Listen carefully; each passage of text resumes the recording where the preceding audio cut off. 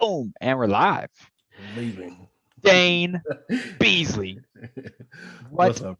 is good? You know what it is, man. Same. Hey man, Ain't it is nothing an honor, changed at the day of the week, man. dude. It's an honor to be to sharing side by side screens right now on this Zoom call with the co-host of the Duo in Sports and Stuff podcast. Y'all are crushing it, man. Crushing it. Appreciate it, man. Appreciate it. Appreciate it. Appreciate like it's it's cool, like being able to talk about the things that we love, the things we find so much passion in, with someone who's more than the best friend, but just a brother to me. Yeah. And it's even cooler to get to share that space with your. I mean, I consider you day one, man. Like, so it's you were with us the very beginning of the podcast, and to this point we're at now, and uh it's been very refreshing. It's been very fun, and we have so much more. We have so much more. Of course, I can't speak about it. We have I so know. much more to I'm say excited about for. it. I know there's something coming, pretty It's yeah. spicy coming for It's this episode oh yeah. 50 Oh for it taking a whole nother yeah. week. I had to walk the Oh dog with no yeah. tunes this week again. This is my we second can blame. second week in, second week in a row. Last week y'all You dropped can on blame the Thursday. host. I Blame the worked host, on man. Blame Thursday Beyonce. now. Deontay, Mm, we're coming for you. Speaking of yeah. which, what's up? So Why don't you have your shirt on? Look at this. Look at this. Deontay, look at this. yeah. So let me Hey, tell you what Deontay, happened. promote me. I'm co-host now. This is our show, Deontay. Well, look, I hope you know if you get promoted to co-host, you're not gonna get the stipend then. Because the reason why I have my shirt on is because I ain't get my monthly stipend from the host. Yante, you need to talk to whoever it is, an accountant. I think his name is Melissa, accountant Melissa accounting. Give me my check, or I'm gonna wear my shirt.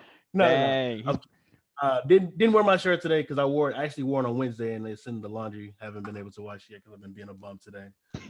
But I will personally put that shirt on after it's washed the next time we record. Got yeah. you. Got That's you, what I man. like to hear. Yeah, but hopefully by then y'all got new shirts. Ooh, oh, Let me dude. sip my invisible. Hey, No comment. go ahead and introduce yourself. I mean, we kind of did a little introduction there, but go ahead and tell the folks what you want them to know, and we'll take it from there. Wow, for sure. Well, my name is Dane Beasley. That's my government name. I am the other half of the Duo Sports and Stuff podcast. We talk about sports. We talk about pop culture. We talk about pretty much everything. Or there's a range of things we talk about on the show with my best friend slash bud slash brother, Deontay Epps. Deontay Lejean Epps is his middle name. Uh, but I mean, outside of that, I love sports. I absolutely love football. I am a hopeless Dallas Cowboys fans for everyone out Me there. too. Me too.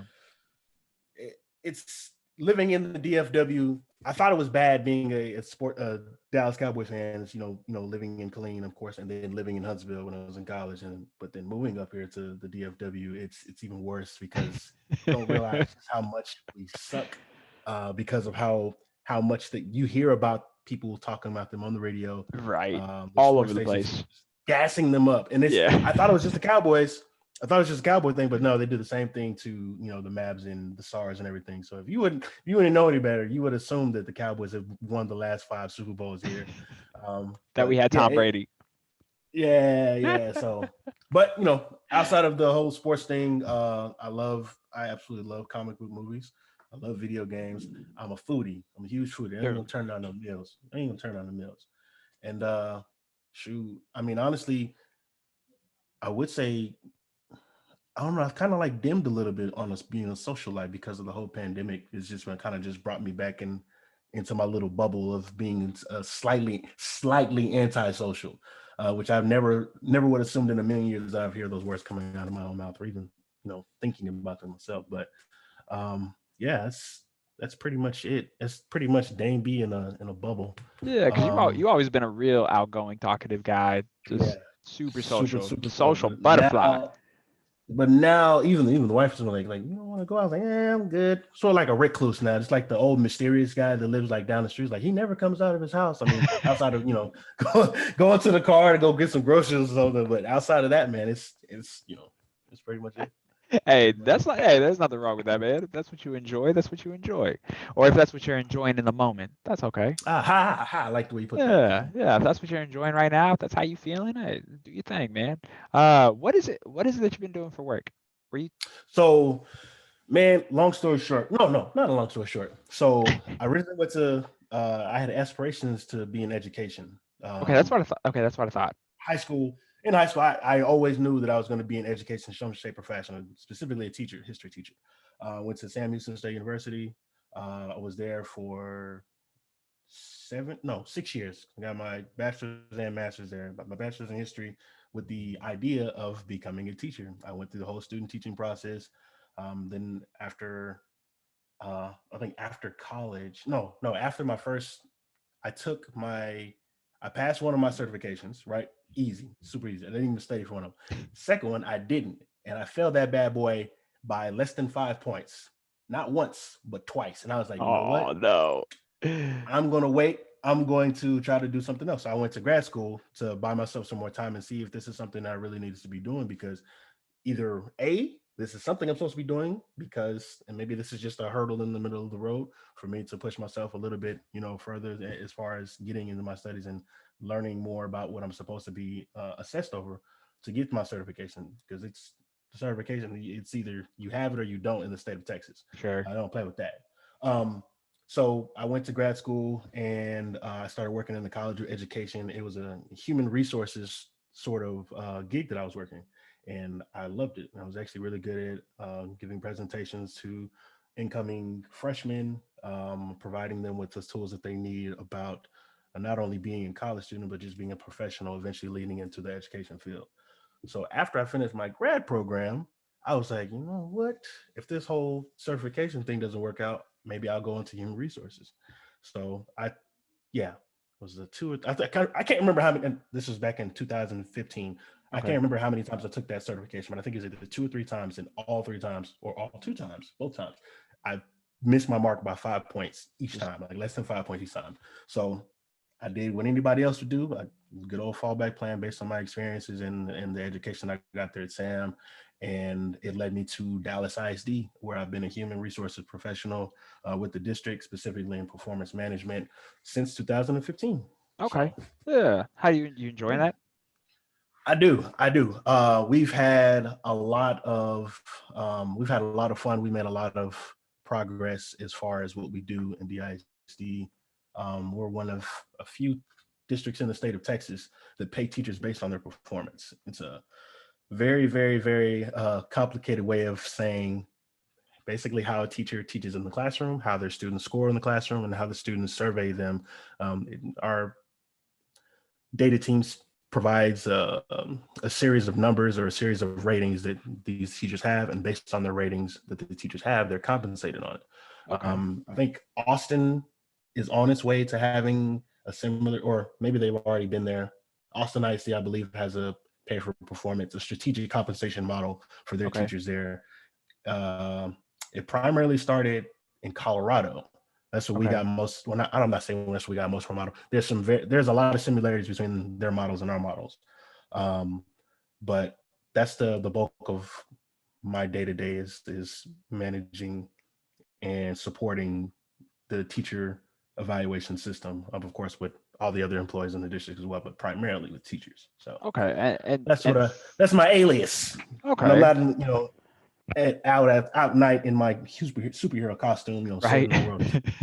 So, No, that so okay, so that sounds really good.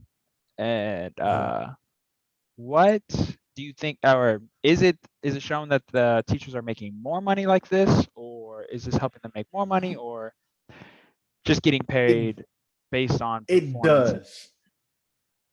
Let me say the goal for any human being is to do whatever makes them happy. As I'm Yeah. assuming is their career. The for this is the basis. I'm assuming the basis everyone's to be a functioning adult in society.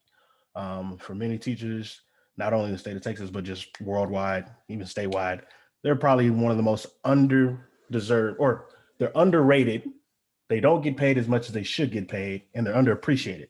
Sure. Aside from being, I'd probably say this. Aside from being a mom, which I know nothing about, aside from being a mom, I'd probably say they're probably one of the most underappreciated career paths in all the world. Yeah, and I think that's Um, fair. because of the job that they have is they have to be not only teachers, sometimes they have to be parents, they have to be counselors, sometimes for emotional support because we for instance we have a pandemic outside if you hadn't noticed. And for that, sometimes it doesn't, there are places that provide um, financially a good source for teachers, some private schools, even some charter schools, and even some public schools, but for the most part it's a really sticky situation when you get into the compensation models for teachers. So I think it encourages or promotes the idea of, look, we know teaching is hard work, but if you want to test the waters of this particular profession, there is a pot of gold on the other side of that rainbow. Of course, you have to put in the work for it, but it is attainable. And of course, there are a number of teachers. We have about 10,000 teachers in the district. I'm not at liberty to say how many of those 10,000 teachers, but a nice chunk of those teachers making upwards close to six figures easily Oh, that's awesome. by the university. So it's I think it's a cool thing.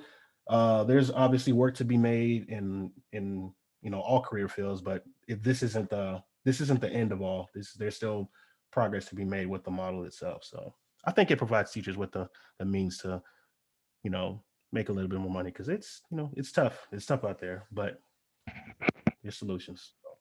Oh, that sounds like that. No, that's awesome. I think because that does a few different things. That holds the teacher accountable for their efforts each and every day, and then that also Absolutely. allows them to make more money. Like you said, how most teachers are pretty underpaid for what they have to do on a day-to-day basis, and plus all the work that they have to do outside of just being at school, doing the lesson plans, coming up with your day-to-day tasks, the quizzes, the tests, the et cetera, et cetera.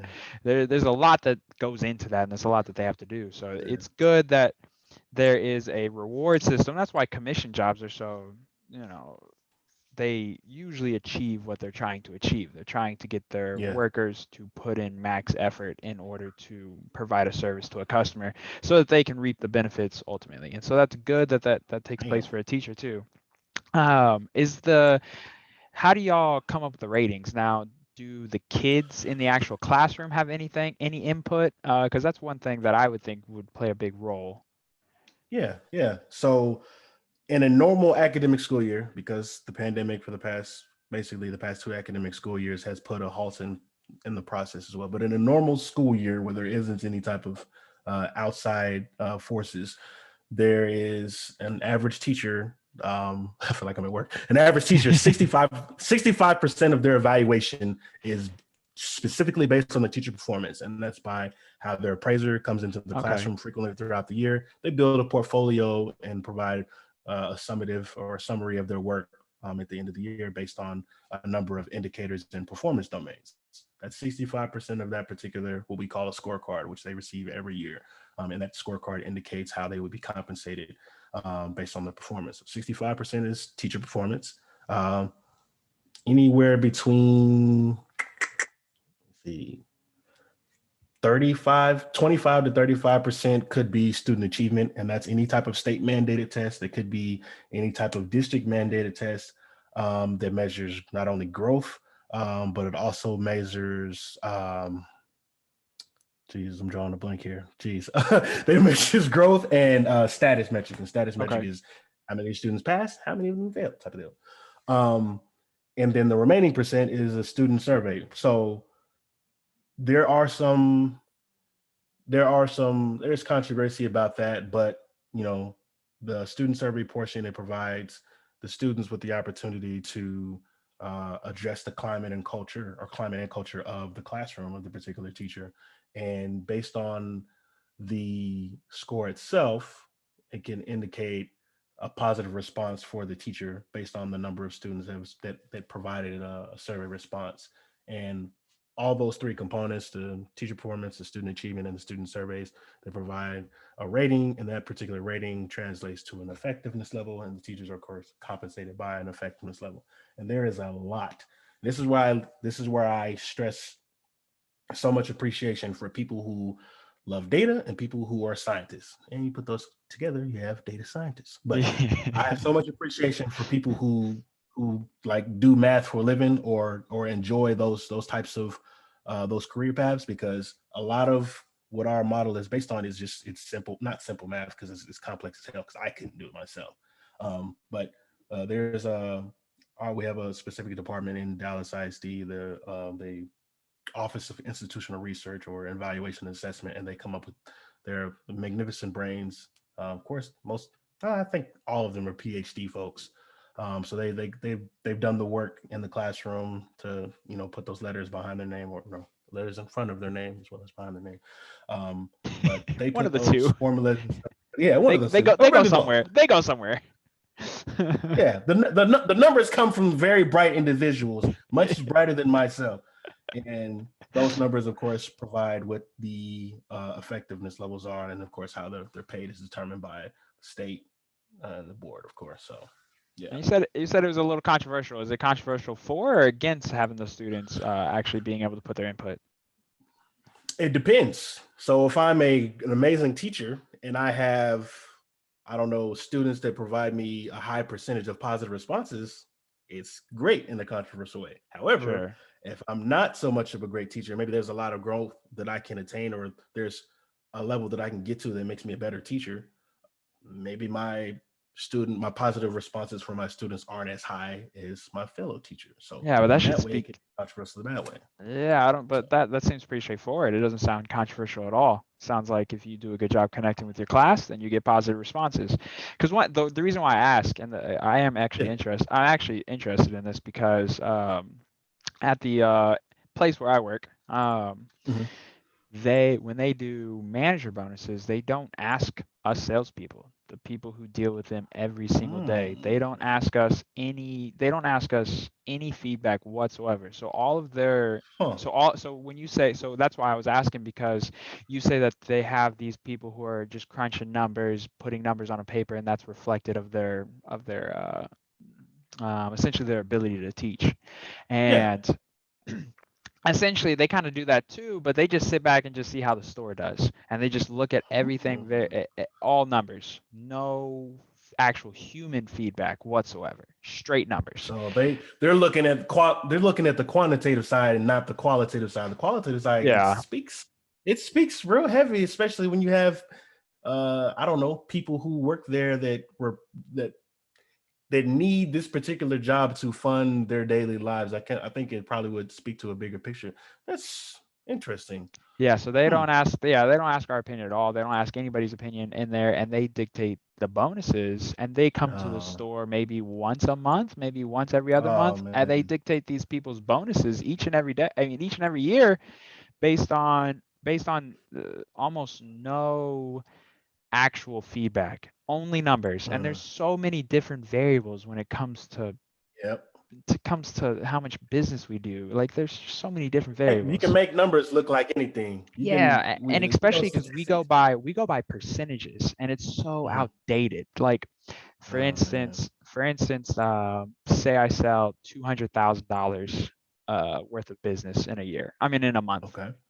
and our betting number needs to be, we'll say, I can't say that, I don't know, but anyways, uh, say it needs to be 15%. And Okay. say I write 200, so our minimum, in order to keep your job, you have to write 80,000 for the month, right? But I write 200,000, Okay. but I only do 20,000 in betting. So that puts my betting at 10%. They're going to look Oh. at that as a bad month in Oh man. betting, even though 20% in betting, I mean, at $20,000, the dollar amount in betting Hmm. is decent. It's not the best. Right. I mean, really top people are going to hit about 30 a month, but 20 is solid. 20 is perfect. But since I did so much other business, that percentage of my betting volume is very low, and that's all they care Sure. about. And you'll just whoop, here's the paper, go ahead and sign that for me, Gee. coaching. And so it's just so outdated. So that's why I'm Said actually coaching. really interested. I'm really interested in Mm. this conversation and how y'all do this, because A, I think it's a wonderful program, uh, but also B, because we we do something of similar, but it's so ass backwards. One of uh one of my colleagues, she had the opportunity to go to the conference over at was it MIT or was it Harvard? Maybe it was Harvard. I can't remember. One of those. I was supposed to go to, but couldn't because ended up Damn. That, wife ended up having my son. So it was kind of like, that's true. go to the conference, watch the child's birth. Like, I mean, you could have just had them videotape it. exactly. Exactly. That'd be super awkward. I remember that time you I was weren't talking there for about the the birth of my conference, first child. Dane. Oh yeah, so my bad, just, man. My bad. I just kidding. I walked into that Of one. course, I knew what you were talking about. But no, the conference itself, it was data driven, and it was, of course, a lot of smart people going to be there, so provide the opportunity to hear from a lot of brilliant Sure. minds, and I'm assuming the world about the best methods for analyzing data. So, um, I don't know where I was going with that. That's fair. I don't know where I was going. Oh, I think it was just the similar or not. Well, damn, I don't know where I was going with that, bro. No, you're good. Hey, you're good. It I have happens no to idea me where that was all going. the time. That literally every day of my life, I do that. My Uh, bad. no, you're good, dude.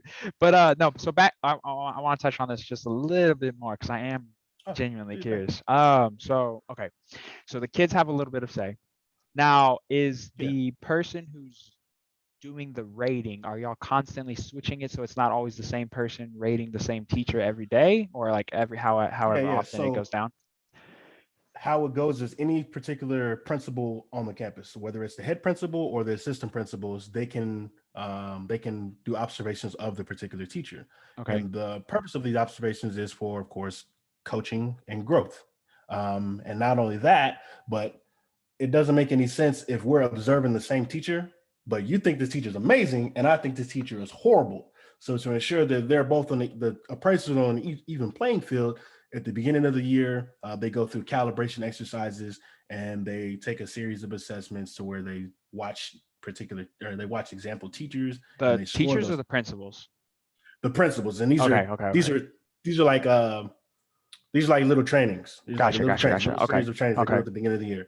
And the okay. purpose of it is to ensure that everyone's calibrated to looking at teachers in the same exact way. So that way, when you have two different appraisers at the same campus looking at a teacher, they're both scoring that particular teacher based on a particular set of standards and not just scoring them all over the place. Because if they're scoring all over the place, it kind of it could mess up the identity and the foundation of the whole process. So that's the best way to do it. And I guess it's no, not guess, with there being different indicators for teacher performance, observable domains and non-observable domains is easy. It makes it easier for the appraisers to make sure they're both on the same page when they're looking at different things that the teacher needs to work on as far as growth is concerned. So Now, okay, so they have to go through training, okay. And now, I guess the biggest potential issues that come from this kind of program, so whether it's us or whether it's mm-hmm. the teachers, there sometimes tends to be an over micromanage because Mm-hmm. so that's one of the potentials when it comes down to something like this, right? Yeah. Because now you have someone watching you teach, Mm-hmm. and you might be teaching in a way that this person doesn't like. However, it's doing really well with this specific group of kids. But then that person is telling you you're not doing a good job. Mm-hmm. How do y'all combat that? Do y'all let people make it throughout the entire year? Like cuz that's a big issue. No creative freedom. Like you can't Right. teach how you want to teach. Like they don't let me sell how I want to sell sometimes. Like they make me do certain things that I have to say. And that's aggravating. It's like, no, just you hired me to do a job. Let me do the job. Right. Fair point. So the idea is the analogy that I like to use is we serve as guardrails to the system. The teachers, they Okay. drive their own cars on the road. The evaluation process takes care of itself. We're just there to be like, hey, we wrote the guidebook for you to do it this way. So if there is a situation where teacher they feel like they're being, I don't know, micromanaged, or there's too many classroom visits from an appraiser, it could be a good thing or it could be a bad thing. Good thing is, if you have an appraiser that's always on your tail, it could mean that they really care about you and they want to see the best out of you and they want to see you grow. So with growth, there needs to be feedback, and with feedback, you need to be seen teaching. Um, The other side of that is it could be a possibility that they're intentionally visiting your classroom a number of times in efforts to push you out, which this can be seen in many arenas, not only in teaching, but in plenty of other career fields, Sure. And plenty and of almost visits. anything. Yeah. Yeah, like just over what's the best word? I mean, shoot, Micromanaging. Rick Carlisle just got that might have just happened. Yeah, we see it in sports I all mean, the time. dude, Upper management you're tell meddling. you're telling me he left Luca to go to the Pacers on his own accord? Nah, G. Oh, Nah, okay. nah, nah. Okay, so we're all I don't stupid. believe that at all. Nah. Like the thing about that, like for that to come out the way it did, it kind of seemed like out of nowhere. Like I at least thought he had at least 1 or 2 more years left there. Yeah. Like Yeah. even if it was they agreed to part ways type of deal. But it's like, come on, bro. Like, and if a lot of what they said about what's happening in the Mavericks front office is true, with just how they've been running that thing, like basically letting they been gamble. That's essentially just gambling. I mean, I'm not familiar. What were they saying? so there was a particular guy in the front office that was allowed to have so much say so in coaching lineups or coaching line in the lineups and the minutes the players were getting, some of the plays they were being called, different type of situations like that. Some would say too much influence, and Gotcha. a lot reminded a lot of people of gambling, like your sports betting, your prop bets and things like that. If so and so hops on one foot twice Yeah. in the first quarter, then $50 here type of deal. It reminded a lot of people of gambling, just of the level of detail that was provided from these quote unquote insiders. Or the speculation, of course, was that it was in such a way that it was like you guys are literally letting a gambler run the team. But anybody who's familiar with sports in general knows that there's a lot of overstepping that takes place sometimes from upper management. The people who own the team or the people who run the team sometimes can uh, get in the way of things. Cowboys fans, if you are a Cowboys fans and you're watching this or listening to this, and you know that for the past, I don't know, two and a half decades, we've been we've dealt with a upper A, management issues like that with a Mr. Jerry tyrant. Jones. Yeah. Probably ran the one of the best coaches that ever stepped foot in a Dallas Cowboys, stadium, ran him out of town, Oh, out, essentially right just out. because. So it's just, twice. Because he did it to Bill Parcells. Well, Bill Parcells is like, I'm out of here. But Jimmy Johnson, of course, is who I'm referring to. But that happens in that field, and it's essentially the same thing can happen in the teaching field, where there's just an excessive amount of meddling and just putting your nose in the business of somewhere it doesn't belong. I mean, it's obviously the school is it's your responsibility to ensure the safety and the education of all the students there, but at the same time, you hire teachers for the specific reason to help that. And if you're not allowing them to do that by way of meddling in such a over representation in their classroom by being there constantly as a means of, I don't know, bullying or just intimidation or whatever the case may be, it could be problematic. So, but that's what the separate department is for. We toss the alley to them for, so then assist with that. The employee relations team, anytime there's any type of turmoil, some aggressiveness, or just some ticky-tacky stuff going on between the teacher and the principal, or principal and the teacher, then we shift that over to their department, and that's where we have plenty of people they work in that department to have experience with litigation and law and things like that, and they handle that type of thing. They get in between that and they help situate it. And I'm glad I have nothing to do with that particular department, because from what I hear, it's like that one department you go to when no one wants to go to. They come to the downtown office like, man, nobody wants to go up to that department, because typically anybody comes down there and they have their box or they're being escorted out of their building and stuff like that. So that's not the place you want to go to. But mad respect to anybody who works in an employee relations type of office or setting, because that's where the tough job sits at, having to fire folks. Yeah, that's always crazy too. Yeah, and especially if it's just like something like you're like, oh, this is This is kind of man. not that serious, but Yeah, you always. It's one thing you hear about, like, mass firings and stuff like that. People been let off, and even in movies and TV shows, like, the dramatic scene, like they're going to the parking lot with their box with their things in it, and they're all their little awards inside the box. It's like, yeah, well, they just let me go, or it's like, man, that's too bad, like stuff like that. So I haven't seen it personally, but you hear stuff like that, and it's like it sucks, but at the same time, it's like, what did you have to really be doing some low down dirty stuff to get fired from a place, especially in a school district. you got it. It's pretty hard to get fired these days. Yeah. We I think by the time this comes out, it should be good. But we may here, let's do it this way.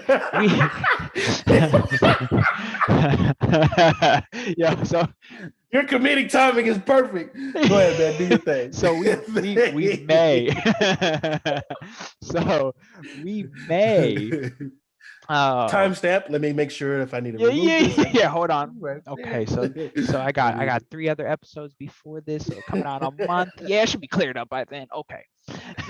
No, so we may or may not have caught our coworker stealing my coworker's debit card. It gets better. No. This story gets better. This gets better. And I might have to edit this out if it's not taken care of by this. Yeah, go ahead. By then, but it was a pending process. Yeah, I was listening to a podcast that came up with my suggestions, and I just so happened to hear about somebody still debit card. I'm sure there's plenty of people that wrote it. But you mentioned that you worked in sales, and I worked in sales too. And it's like, yeah, so so it gets juicy. What's the juicy part? Yeah, so not only yesterday she steals the debit card. And we all kind of we were all pretty sure we knew who got it was. The general idea. Yeah, we all kind of knew. She's kleptomaniac by chance, or just like a pathological liar, actually. Oh, so I didn't know. So here, I'm gonna Google this real quick just to make sure. But I'm pretty sure the definition of pathological liar is not only do you lie continuously, but you actually believe what's coming out of your mouth. I didn't. So it's an actual mental illness. I didn't know that. Oh wow. Hold on, let me double check though. Before I'm fucking just talking out my ass. I mean, it's amazing. Maybe not. Maybe it just says it just says a lie for no apparent reason. Damn it! Someone fucking behooved me, man. See, this is why you gotta fact check everything these days. Let me see. That's all good. Do you think? It does say. I'm kind of curious about this. It does. Okay, it does say that. Side note: I love Criminal Minds. Yes. That was my show. So like just the way they profile and determine this is why this person reacted this way because they suffer from this type of, not every case, but certain situations. Then you'll like this because it doesn't. Okay, so I don't know. It doesn't really say exactly if it does or doesn't. However, it does say that it can be linked to a mental condition such as sociopath. So she does believe what she's saying because she will constantly repeat it to everybody individually. So she does fully believe what is her truth. Like in her head, it's the truth. And it's just it's nowhere near the truth. But so it's been like this. So since I met her, I knew. But everyone's like, Jordan, you're such a dick. She's so nice. She's so nice. I'm like, bro, she's full of shit. That's that deception. Deception. Like she bring like cookies to the office every now and then. I just, bake these in my spare time. That's exactly what it is. You're like, I'm not taking no damn cookies. I ain't eating that cookie. I see right through you. I'll take a piece though. When no one's watching. Thanks for the cookies. Yeah, right. No, but so she steals it yesterday. Steals the debit card out of a phone wallet case. Ballsy move. That was left in the break room. We're all real close. Like everybody, we got a real tight crew. There's only 9 of us. There's the office staff, the porters, and then 9 salespeople and the managers. We're all good friends. Most of us hang out outside of work. We leave everything just everywhere. It's just like whatever. See, here's the thing.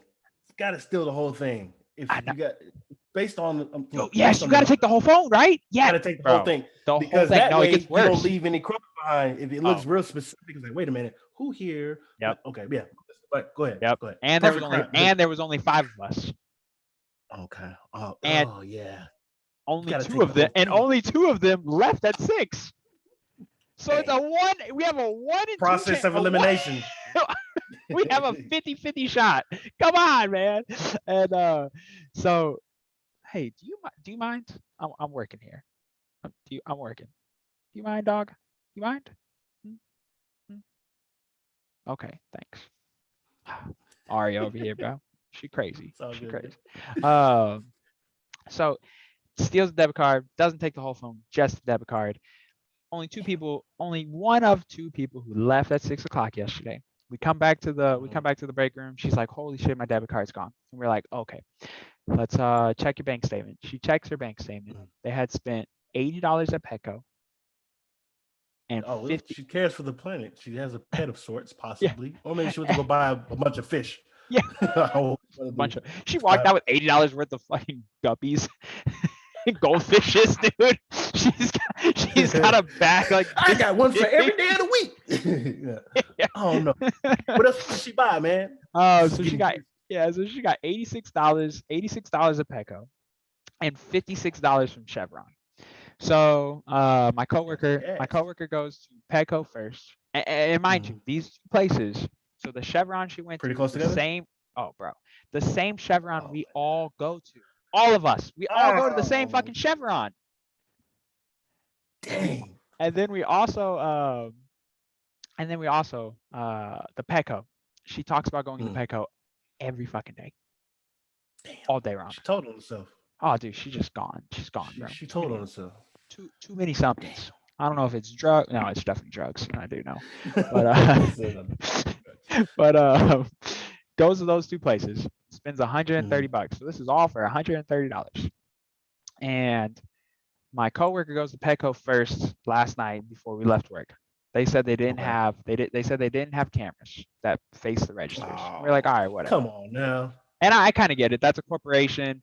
They're not I don't think they're franchises. I think they're all privately owned. So it kind of makes sense that come back with a warrant. Yeah, it makes sense that they wouldn't offer it up that easy. But the Chevron, all owned by individual people. They're at liberty to do whatever they want to. Yeah, they can do whatever they like. And so super cool dudes. We walked in and she wanted me to go with her. She was like, maybe they'll listen to you because Petco kind of bullshit me. I was like, all right, I'll go with you. And so we go into the gas station and we're like, hey, there was a fraudulent charge at this Chevron. Is your store number XXX? They're like, yeah, that's us. All right, cool. There was $56.06. And this dude just went, oh, here it is. Printed out the receipt. It literally took like 2 seconds. I was like, what the fuck? He just prints it out. And he's like, yeah. So you bought an air freshener, a 6-pack of beer, 2 boxes of Marlboro cigarettes, which gave it away as well. You also bought the fucking cigarettes that only you smoke out of the whole store. You're the only person that smokes those cigarettes. Come on, do better. If you're gonna steal it, at least you gotta steal the cash. No paper trail. That's very specific. Yeah, very specific. Extreme. At least go to the Chevron across fucking town. Why would you go to the one right next to work? They're literally in a 2-mile radius. It was too easy. It was too easy. It was too easy. Man. I was hoping it'd be a little bit harder, man. You know, breaks, man. Right? Exactly. I figured it out before the show was over. I'm pissed. And so we go to the Chevron. He was like, hey, I don't have the password, but my coworker does. I'll get it tomorrow morning. I was like, oh, okay, we'll see. So we come back this morning. And you know when you're like standing over someone's shoulder while they're trying to do something, and you're like, nah, man, click this. And they just turn around and look at you and go, all right, man, you can fucking do it. so we're at the gas station, and he's standing in front of his little security camera monitor, and he's going through and he's trying to line up the times. And I'm like, bro, this is a military time. You're at 4:30. It took place at 6 o'clock. I'm like, can like fast forward, please? And he was like, and so he did something, and then I said, he was like, no, you know, the time's a little off. Da da da da. I was like, dude, are you bullshit? Like, this is a military time. his English wasn't very good, so I just didn't know. He just kept saying the time is different. I'm like, it's in military time, like my phone right here. It's in military time. Like I can tell you what that is. It's only 4:30. It happens at 6. And after like kind of bugging him for a minute, he was like, "Here, you do it." And he gives me the mouse, dude. So I'm on there like Batman, bro. I'm boom, zoned in. I found it. Boom. Caught the whole thing on video, dude. Man. The whole thing on video. Her walking in. Summer Jam screen. No. Her walking in. The Bud Light on the counter. The cigarettes in her hand. The air freshener. And then $30 worth of gas. What? That's what? What's that? Dumb Criminals? Yeah. Dumb Criminals? Yeah. We need to put it on there. That was terrible. Jeez, that's terrible. Man. Yeah, I was so disappointed. I was hoping this would take me at least another day to figure it out. Like, why was it so easy? Made it easy. Unless man, that's I guess the advice of the day is if you're gonna be a criminal, just steal the whole wallet, man. I mean, horrible advice to give people. For real, but horrible advice. Make it hard. Make it a little harder. Don't choose the store next to where you work. Yeah. Don't be suspicious already and then steal it because everybody's gonna know it was you. Don't pick a day where no one shows up to work to do it. There was just there's too many. Like, I was disappointed to say the least. I mean, bottom line, just don't steal. Yeah, that's a good point. Just don't steal. Why? Why? I understand it. Stealing out of necessity is one thing, but hey, you know what? She hasn't sold shit in months, so she probably did need to steal out of necessity. If we ain't lying. if we telling the truth. Oh, that's cool. Oh my god. Oh, dude. So no. Speaking of stealing, so I get an email. So I get a Butcher Box subscription delivered to my house every month, or delivered to my apartment. The Porch Pirates got you, G. Dude, bro, I had a whole freak out. So I've lived here for 4 years. I've never had an issue. Everybody knows me. They all know who my dog is. The maintenance people know me. The maintenance people come in when I'm not here, and the dog, they know the dog. The dog knows them. They come and fix whatever, the whole 9 yards. I've never had an issue. So I get an email saying my Butcher Box is delivered. $329 worth of meat. My whole month's supply. And I get home, and I walk up to my door, and I'm like, that's odd. They never not delivered it at the door.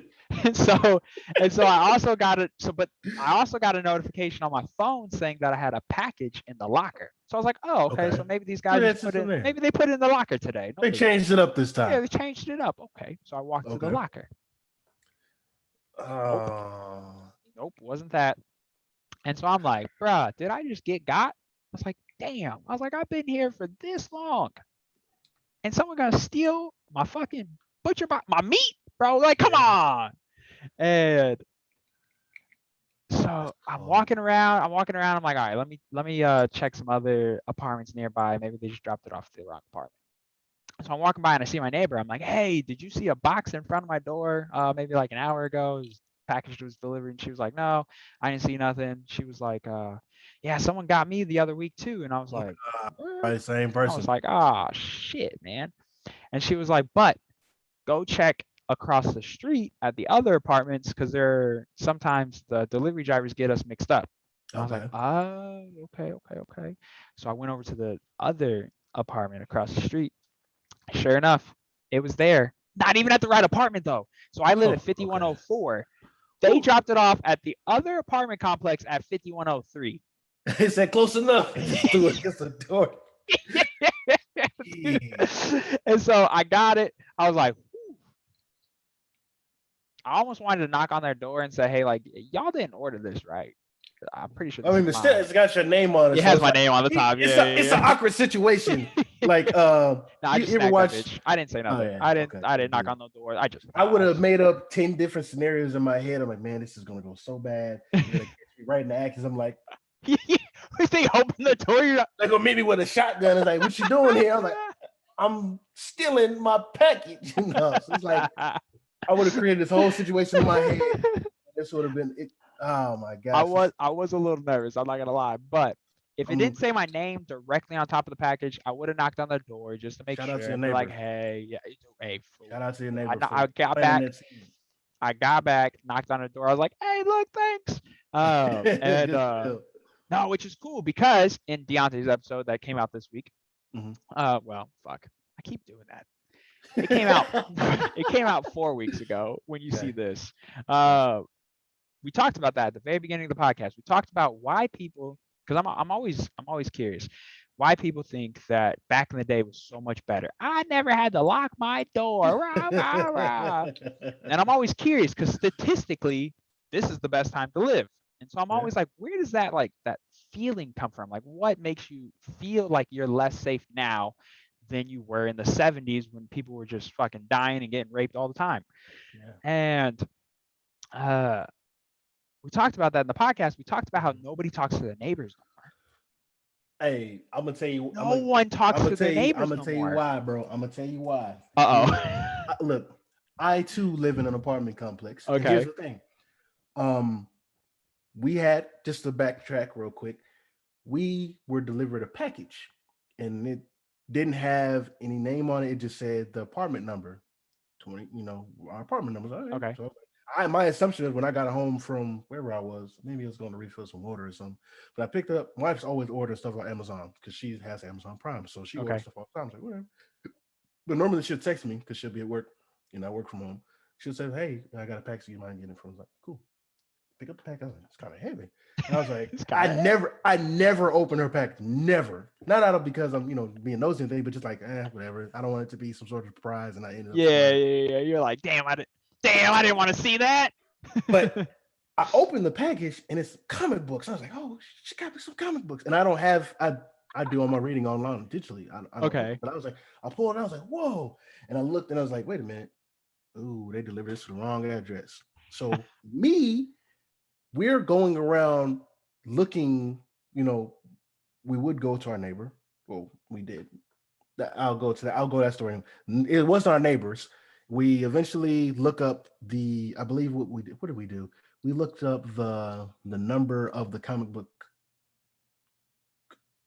deliverer, whoever delivered the parcel. We looked up that number, called them, and I think we got a hit on the address, or went to the front office because the front office doesn't take packages anymore. They don't want to be liable for any of that. Yeah. So I forgot how my wife did it, but anyways, she was able to deliver the actual comics to the person that belongs to, and they were like super grateful. So it just reminded me like there are still good people in this world. Just so happen to come across them when it comes to your packages and stuff like that.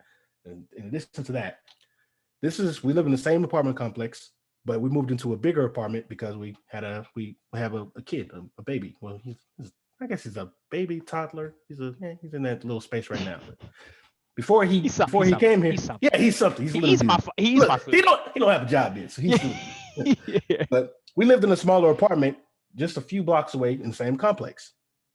We were real cool with all of our neighbors. We lived in a 4-unit complex or 4-unit building type deal. Okay. Dude across from home from us, talked to him all the time. He was a teacher. We had an amazing 3-hour adventure trying to kill this big ass spider that was outside of his door. Like we got home from the movies one time and he was out there like chilling in his car and he was like, "Hey man, y'all got some bug spray?" And we like laughing like, "What's going on, bro?" And we went upstairs and sure enough we see this big ass spider, bro. This big ass spider is probably guarding his door about the size of my hand. It was guarding his door. And I was like, "Man, that's crazy, bro." And we went on to our side. I was like, "We ain't got none." He's like, "All right, man, I'm actually gonna go to Walmart to get some." And basically, we ended up helping this dude, kill the spider. We sprayed it, and then eventually fell. And normally, I'm an advocate about not killing things that don't bother me. They don't bother me. I don't mess with them because my uncle taught me a long time ago. These creatures are here because it's important for their ecosystem. Yeah, they serve a purpose. They serve a very important. I feel that. I try not to, but sometimes I just step on it and I'm like, "Oh, I'm so sorry. I'm so sorry. I'm so sorry." If it's a threat to me, it's gonna get got. You feel me? It's going to get clapped. But if it's like a lizard or something, we're gonna help you get yeah, definitely not the lizards now. I don't think do people really step on lizards? That'd be fucked up. Oh, that's disgusting. Yeah, that'd be fucked up. That's different than stepping on a bug. They eat a lot of the bug. Yeah, true. They eat a lot of the bugs that are around here. So they're much more necessary. Yeah. Hey, got a new tail. Tail last week. It's grown back. It's good. But long story short, we were cool with this. We were cool with the neighbors down below because he's a Cowboys fan. He's like, hey man, let me know what type of beer you drink. I'll get some and we can watch the game. Cool, cool, cool. We even were cool with the dude across the street. Super tall dude. He always had on earphones, walking down the street, dancing and doing all this stuff. Like Arnold, And then right? Is that his name? yeah. Yeah, from college. Uh-huh. Yeah, Crazy. Super random. I didn't think that was ever good. I never thought that memory was in the comeback game, but I always seem to do like at the yeah, dude. doing I this always thing, respected this it, man. That's someone who's fully comfortable with themselves, and exactly. that's awesome. That's awesome. It's awesome to Exactly. see. Be your whole self. Yeah. Sorry, go ahead. No, you good. Then fast forward to today or the present. We're in a bigger apartment, same Okay. complex, next door neighbor. Don't say nothing to us at all. Like, maybe it's because I'm a guy and maybe she feels threatened. Like, maybe I'll say hi at daytime. But every time I'm outside and it's dark, I always make sure to make myself like presentable because I don't want anybody thinking I'm trying to run up on them because I'm just trying to get to my car, get whatever I'm trying to get, and go and come back. Sure. See you in the daytime. I say, how you doing, ma'am? It's nothing. Look me dead. This lady will look me dead in my eyes. I was like, well, Nothing. maybe it's just me. Damn. maybe it's just me. Nope. She did the same thing to my wife. I'm like, basically in so many words, nicely. This person didn't say anything to me and not, provided her, proper salutations. And I was like, okay. So it's not just me. I had the same instance with this person too, but it is what it is. We know the guys that live below us. I forgot how we met, I think he had a marble shirt on or something like that, and we chopped up about that. Oh, yep. Sometimes. Every time. Yeah, that's the easiest one. Oh, Every time. His windshield, he had the Avengers as like what is that thing called? The blocks the sun out. Like a visor, like a window visor. Visor. That's the word. I couldn't remember that word. Visor. He had a Marvel based visor. Yeah, if it's not a visor, we apologize. If anybody that happens to work for a visor company and sees this, and hit your boy Brodey up to get sponsorship for visor. If that's no, double bubble windshield shade window. Windshield shade. What? Windshield shade visor. Sunshade. Yeah, they're called sunshades. I'm pissed. I don't know what the hell. I've heard the name. I know the official name.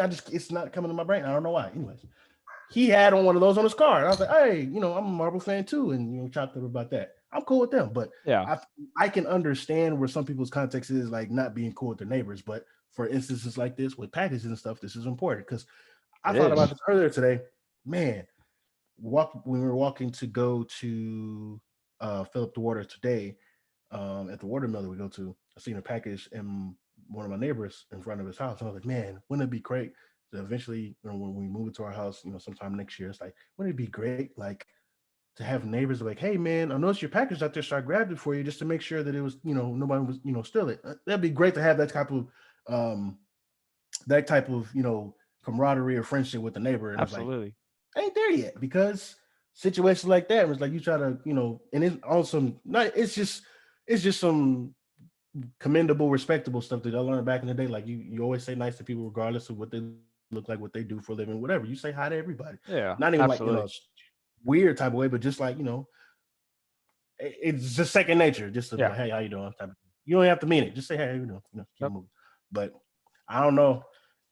I don't know. And it's an older person. Just I'm like, I don't even know. Maybe it's me. I don't know. But I just think that is one of the reasons why people don't feel like they can leave their doors unlocked. And that's a bad example because you probably should lock the door. But but the point is though, the reason why you would have had this perception in the 70s that you could leave your door unlocked, even though crime was much higher than you could today, is because you just don't know who the fuck you live near because you haven't took the time to just go introduce yourself. Or like when Roth moved into his apartment, he was like, hey babe, let's go meet the neighbors, we can take some goodies or something.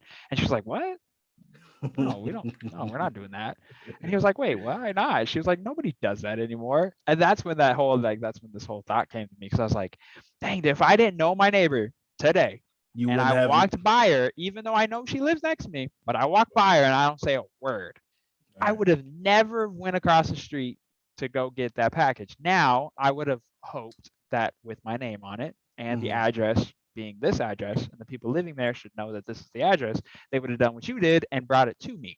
However, we just got to know that that's something that's not as common anymore, or at least appears to be not as common anymore. You know what? And I'm just glad that I'm glad that I went, or that she gave me that idea. The crazy thing about it is, I know that porch pirates has been a thing for a while, but Sure. just with the popularity of things with online shopping, Yep. and people stealing stuff I think people stealing stuff that's always been there, but I think with just how popular it's gotten, I think it's easier if you see so many packages. If you can expect to leave out your house as a thief, I'm assuming. Yeah. You expect to leave out your house like, this person has a package on the doorstep 5 days out of the I 7 pa- days I walk I by. passed 2 packages looking for I was looking for my package. Uh-huh. So yeah. And that just assumes that your package actually arrives there, and it's not like, I don't know, stolen at the whatever factory they do there. Right. All the stuff. Because when the PS5 dropped, a few months back, and all those horror stories like, hey man, they said my package was lost, and there's no way that I can get it back, and I have to go through this process of doing a claim, and I can't claim something that there's already low stock in, and pretty likely I'm not going to get one anyways. It's like hearing that, like, and then their boxes being replaced with like blenders and stuff, like, bro, that's Yo, how wild, mad would you, bro. Dane? How mad would you have been if you got a PS5 and Bruh, it showed up and bruh. you cut that box open? You're like, you get this, and you're like, oh, let's go, success. And then Look, you go, Brodey. you prop it down on your coffee table. You cutting open that box, you open it, and it's a fucking ninja. I mean, here's the thing. After the feeling settled in, like, damn, I'm not going to be able to play my PS5. At least I got a blender. I mean, I'm out of my money, because I'm assuming the blender that you got, unless it's one of the really, really, really, really good blenders that is at the top of the shelf at Best Buy, that's $600, and maybe I'll be like, okay, I could see this. But if it's one of them blenders, it's like $89 or 3 separate payments of $19. Yeah. It's gonna take me minutes to be thankful, but bruh, after so many failures of thinking I was going to get my PS5 online because of the little digital lines you had to wait in, and then eventually getting a PS5, I actually went to go buy one in store at one of these mom and pop shops. And you did end up getting one, right? I did end up getting one. It was a month late, or a month later than I would have anticipated, but I eventually got one. But I don't think I will ever buy a console online based on the experience. And it might just be because of the pandemic. Yeah, it was just kind of a weird timing. It was a whole bunch of things all at once. The microchip, and then just the shortage, and then just it happens every few years with the generation. Yep. But again, I always told Deontay, he was on the podcast a few times, every time that I've gotten a console, it's never been on opening day, opening month. I always wait months to avoid that. I wasn't waiting this time. Like, the pandemic had me like, I want it. I want my now. I want it now. My parents did that to me one day, one time. Word. So I was, I think it was my 10th birthday, maybe. Yeah, when did the 360 come out? Let's see. So the 360. Got my 360 on pause right now. Oh, you playing that NCAA? Yes, sir. So it came out in 2005, which would have been 16 years ago, which would have made me 12. Well, yeah, 12. Happy day right there. So no, it came out in November 2005, so I would have got it in 2000. Anyways, so I'm 13. So, so I get this box in front of me. I'm unwrapping the present. Mm-hmm. Boom, Xbox 360 box. I'm like, yo, all my friends are here. I'm like, yo, let's go. So we're opening presents at like noon. I'm like, bro, we're playing all day. That's what you thought. Yeah, so I thought. Dude, I cut open this box, bro. There it is, filled with boxers and socks. Damn. Get you the okie doke. Dude. Cold. Bro, this was me.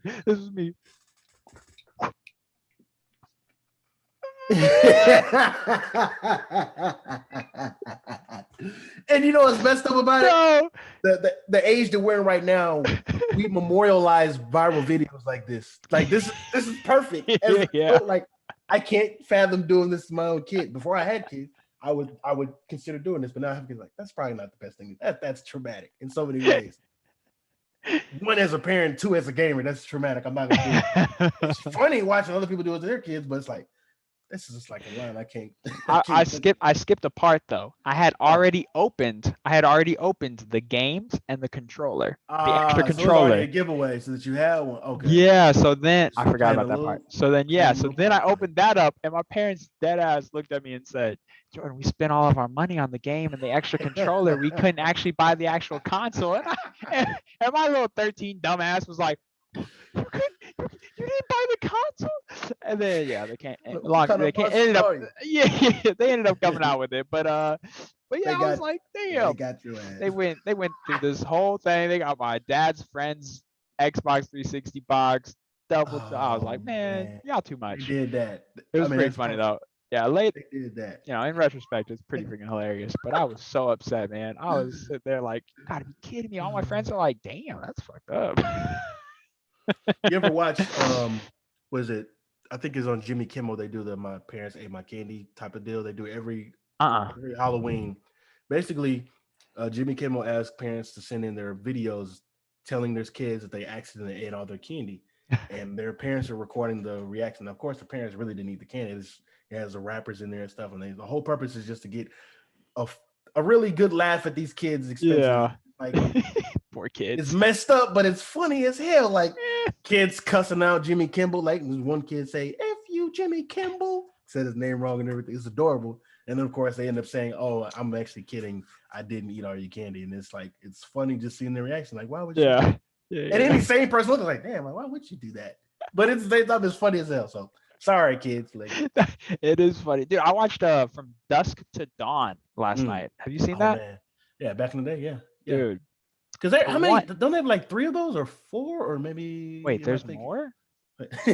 Like, make sure I'm not making that up. Hold on, let me see. We're talking There's about the a vampire movie, right? there is a second one, but it's not the same actors, I don't think. Oh, No. Quentin Tarantino is actually back in it? That doesn't make any sense because spoiler alert, he died.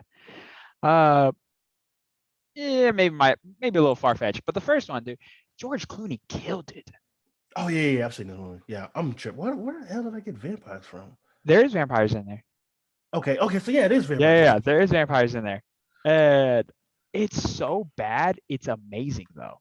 Like George Clooney crushes it, kills it, kills it. The performance is spectacular. I need to watch it. I haven't seen that since I was a kid, man. Dude, you got to rewatch it because I the need to opening watch it. scene is genius. Genius. They shoot up this place, they shoot it backwards. They shoot the opening scene like almost backwards. Mm-hmm. And it's so well done. Quentin Tarantino is just the He's way that got he to. can write things. He can get he's just so good. He's so good. So yeah, I I think watched the that last night. last movie that had me like that probably was Tenet. Probably was Tenet that had me like amazed at I still gotta watch it. I still gotta and watch it. not only Tenet. Before Tenet, I watched a bunch of Christopher Nolan flicks leading up to it. Memento and God damn it, what's the name of the magician one? With Hugh Oh, Jackman and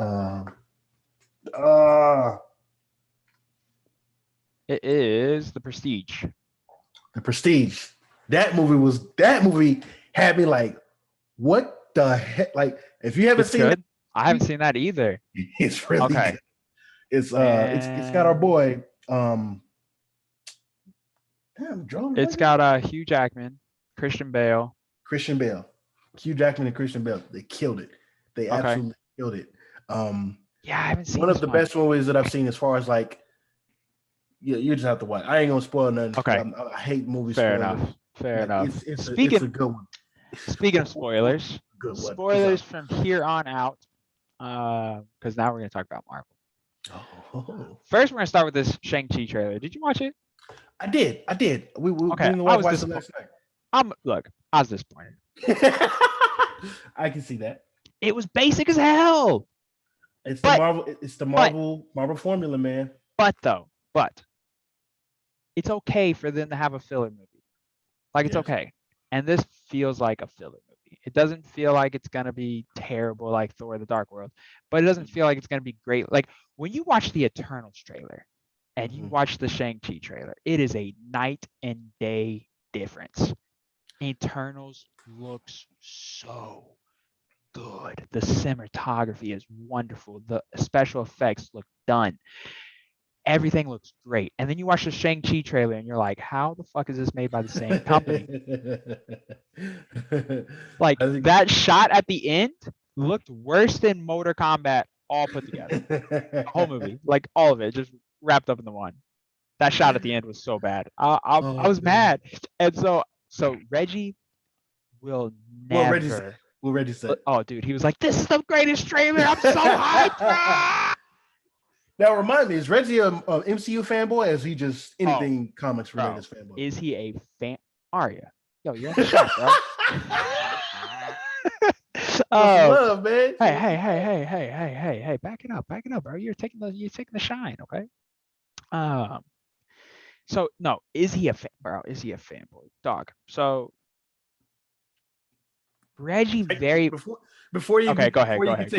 Take me back to that first moment you realize, damn, Reggie's a fanboy. Like, take me back to that's what I was just about to do. That's what I was just about to do, bro. We're right there. My fault. Let me be quiet. So, there's been multiple times. However, anytime, for instance, in Endgame, there's a huge plot hole in Endgame that still kind of bothers me. So when Thanos gets the Pym particle, he only has one. And then all of a sudden he brings his entire force with him to the future. True. But they never explain how he got enough Pym particles for the entire force. Now, the excuse is they're an alien race. What's his face? The wizard on their side is super smart. He figured it out. Yeah, Ebony Maw figured it out. It's like, okay, that's cool. And that's probably what happened. However, show it. You skipped it. You did. It's a plot hole. You didn't explain it. If it's something that I have to insinuate, you should explain it for this movie to be considered flawless, for instance. Like you should explain it. I shouldn't have to guess anything. Okay, let's take two routes for this. Super quick segment. Okay, no. Go for it. Possibility number one. Okay. In their particular timeline, in past Thanos and crew, they could have come down to Earth in some way, shape, or fashion. Hear me out. Okay. They could have identified the Pym particles or the matter that's developed within the Pym particles, or just assume that any of the Avengers, because they have film on everybody, literally. They had the game film. So they could have did a quick little background check about Earth's mightiest heroes and what came from where. And maybe they took a visit to, Pym, the wherever Pym has his, little lab set up in the bottom of his basement. And I don't know, maybe they slaughtered a dude and stole his stuff. Or the other way, like you said, possible technological advance where they just kind of created it. Yeah. I never once thought about that. Until you just said that. And part of me is like, okay, I'm a little bit too harsh of a critic. I get it. Like with Shang-Chi, I was upset. I swear to God. So at the very beginning, when his feet hit the ground, the shot is so terrible that I didn't even really care about the rest of the trailer. That's how big of that. You've successfully created this wonderful story with 23 movies, and this movie has a budget of 150 million, and you're telling me that the special effects aren't done? You finished this. You did post-production last December. This movie was supposed to come out in February. It got postponed to September, and now you're showing me a trailer with undone special effects, but this movie is done. It's coming out this way. Let me help you. It's too much. You got too much money. I got you. Hear me out. You remember that god awful Sonic that we got? Yeah. And remember how they bullied the shit out of the creators? Yeah. And then they went back in the lab and they cleaned it up. And then they like, here you go, brand new Sonic. And everybody's like, yes, that's what we wanted. They bullied the hell out of those guys. And shout out to whoever has a career in CGI and all that. Like, you are the real MVP. Oh yeah, for sure. Every movie that I've watched, more than likely every movie I watch has some sort of element of CGI, and it's not made possible without except for The Dark Knight. Greatest movie of all time. Yeah, that's true. Christopher Nolan. And that's when I knew Reggie was a fanboy. When I told him that The Dark Knight is better than any MCU movie that's ever come out. the MCU as a whole is probably one of the greatest things that we've Yeah, witnessed in television or movies as a whole. It's I agree. wonderful. It's the way that they keep the storylines pretty straight. They mess up sometimes, but for the Yeah, most part, it's a lot to keep up with. I picture this ginormous whiteboard with freaking ropes going everywhere and yeah, them trying to keep everything up. And I imagine this entire team working really hard. However, as singular films, yeah. Not one of them touches it. not one of them No, touches the Dark Knight. it's too Not much. It's too many great. Look, it's an unstoppable force meets an immovable object. yeah, dude, That, nothing can can't. touch. No, you can't. That analogy, that was perfect. And That was perfect. I'm gonna bring this all around to a life lesson. You ready for this? Okay, let's hear It's the little things in life that makes you great. it. What the reason why, like for instance, take From Dusk to Dawn. If you've seen Okay, that movie, guys, people who are listening, I'm gonna if rewatch you've it. if you've seen that movie, you know that it's fucking weird. It starts off wonderful and then it gets Right. real weird, but it's the little things. It's George Clooney absolutely owning his character and crushing it.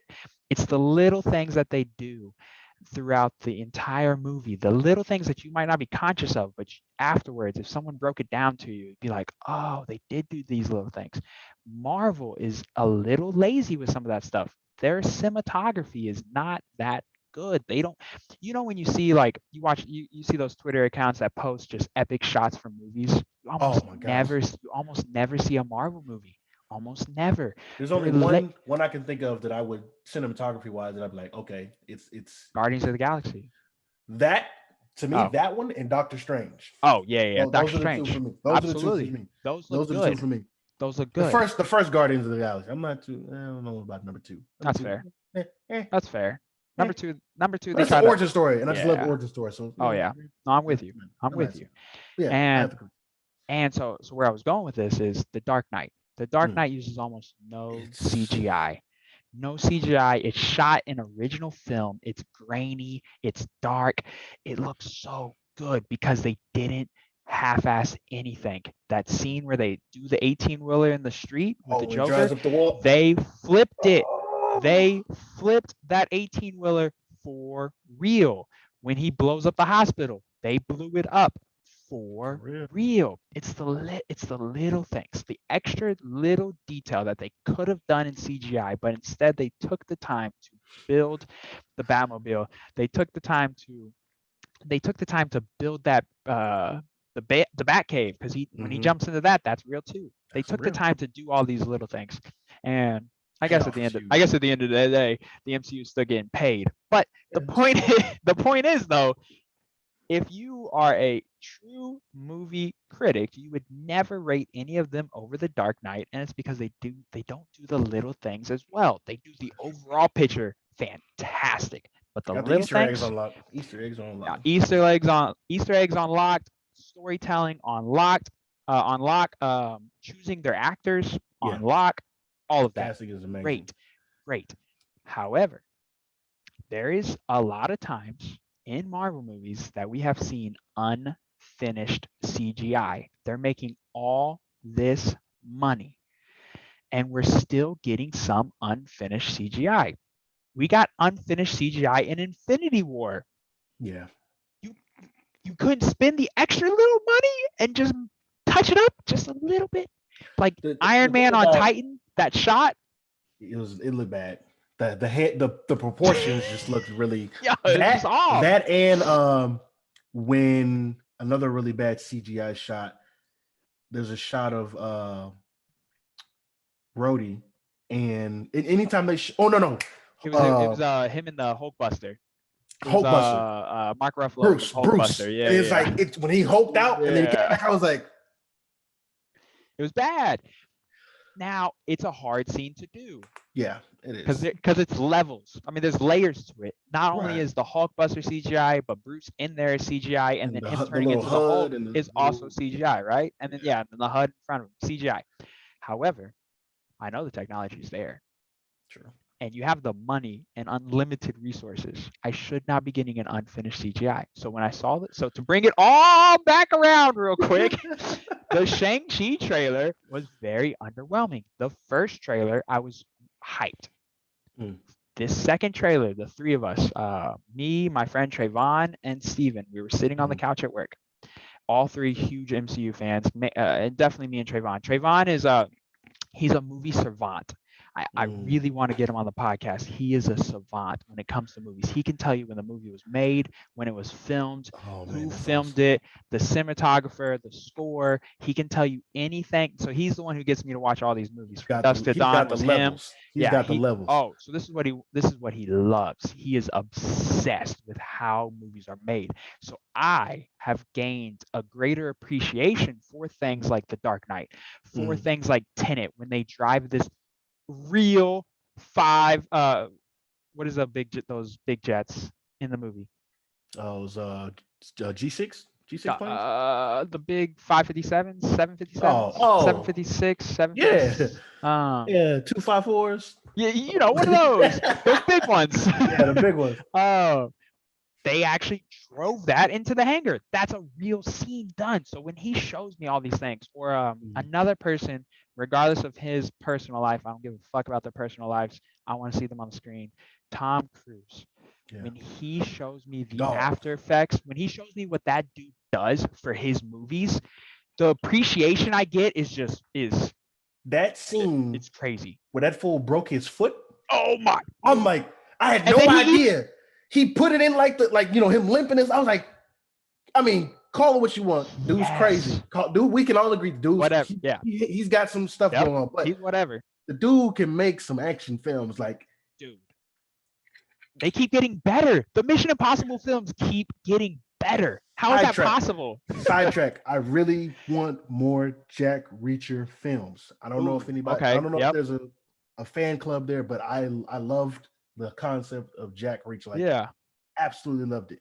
But yeah, back to your point. They're trying to compete with John Wick, and that's just tough. Yeah, it You is, but know, it's just uh, but I can but see it. on screen, I'm a huge Tom Cruise fan. Yeah. That man did a Oh Halo man. jump. That man did a Halo jump where Henry Cavill said, No. "I'm good, fam. You can get a stunt double. You can get a stunt double. I'm Let's good." do it. Him and He Jackie flew a Chan be doing helicopter. their things. They crashed that helicopter with him inside. So at the very end of Mission Impossible 6, when they're flying the helicopters and he crashes, he's inside that bitch. Like, so he shows me all these behind the scenes things. So he shows me them building this the The ramp, sets. yeah, building the sets, the practical stuff. So like how they shot, for instance, what's that most recent war movie that came out that did really well? Is it Dunkirk Yes, or Dunkirk. are we talking about okay. No, not Dunkirk. No, the other one. The one with it was almost a one shot. 19 1918. was it 1918? 1918 was it? 19. Yeah, I think because you told us about that one shot from the movie. Do When the whole old dude was running through the he was yeah. running through the no man's land, right? Yes, so that's a one shot. Seen it yet. I still haven't seen the movie either. But he shows me that, and like that's why okay. So and that's maybe why Reggie is like, okay, the MCU is the greatest. He loves it. Everything they put out. Because he's just watching from a fan standpoint. Gotcha. I guess me, when I watch things, I watch them from a fan standpoint, but I'm also like thinking about the behind the scenes stuff. And so I'm looking more in depth into it. And dude, I'm a harsh critic when it comes to script and writing. Mhm. Dude, I'm drawing so many blanks. Did you watch the Tom Clancy film with Michael B. Jordan? Yes. Bro, they should have kept that shit. They should have kept Here's the it. thing. They should have kept it. Me and a few of my buddies, we on the fence about it for two reasons. One, obviously, Dude, the Michael plot. B. Jordan just Go ahead. isn't. I'm sorry. Go ahead. Michael B. Jordan to to one of my friends, Michael B. Jordan just isn't a great actor. It's fine. I don't. He's not. He's always going to be Wallace to me from The Wire. He's always going to be Wallace from The Wire. But yes, he is. the thing about it is, people don't think that a lot of the scenes he does are believable. The dialogue, and maybe it's just. Dude, well, no, it can't the be. Dialogue was every terrible. single movie. It can't be. Yeah. It can't be dialogue every single movie it he's can't involved be. in. It's just. It can't be. But you know what happens every Or time. pick better movies. Yeah, true. Anytime Hollywood gets a guy they want to push, you're gonna keep seeing that guy till it burns out. And unfortunately, that's Hollywood's Mr. GQ / So man crush. So he gonna be around for a minute, unfortunately. He is, and he's not a terrible actor. No, However, he's this the movie worst. was trash, and I'm gonna tell you why real quick because A I lot of plot remember holes. I turned it off.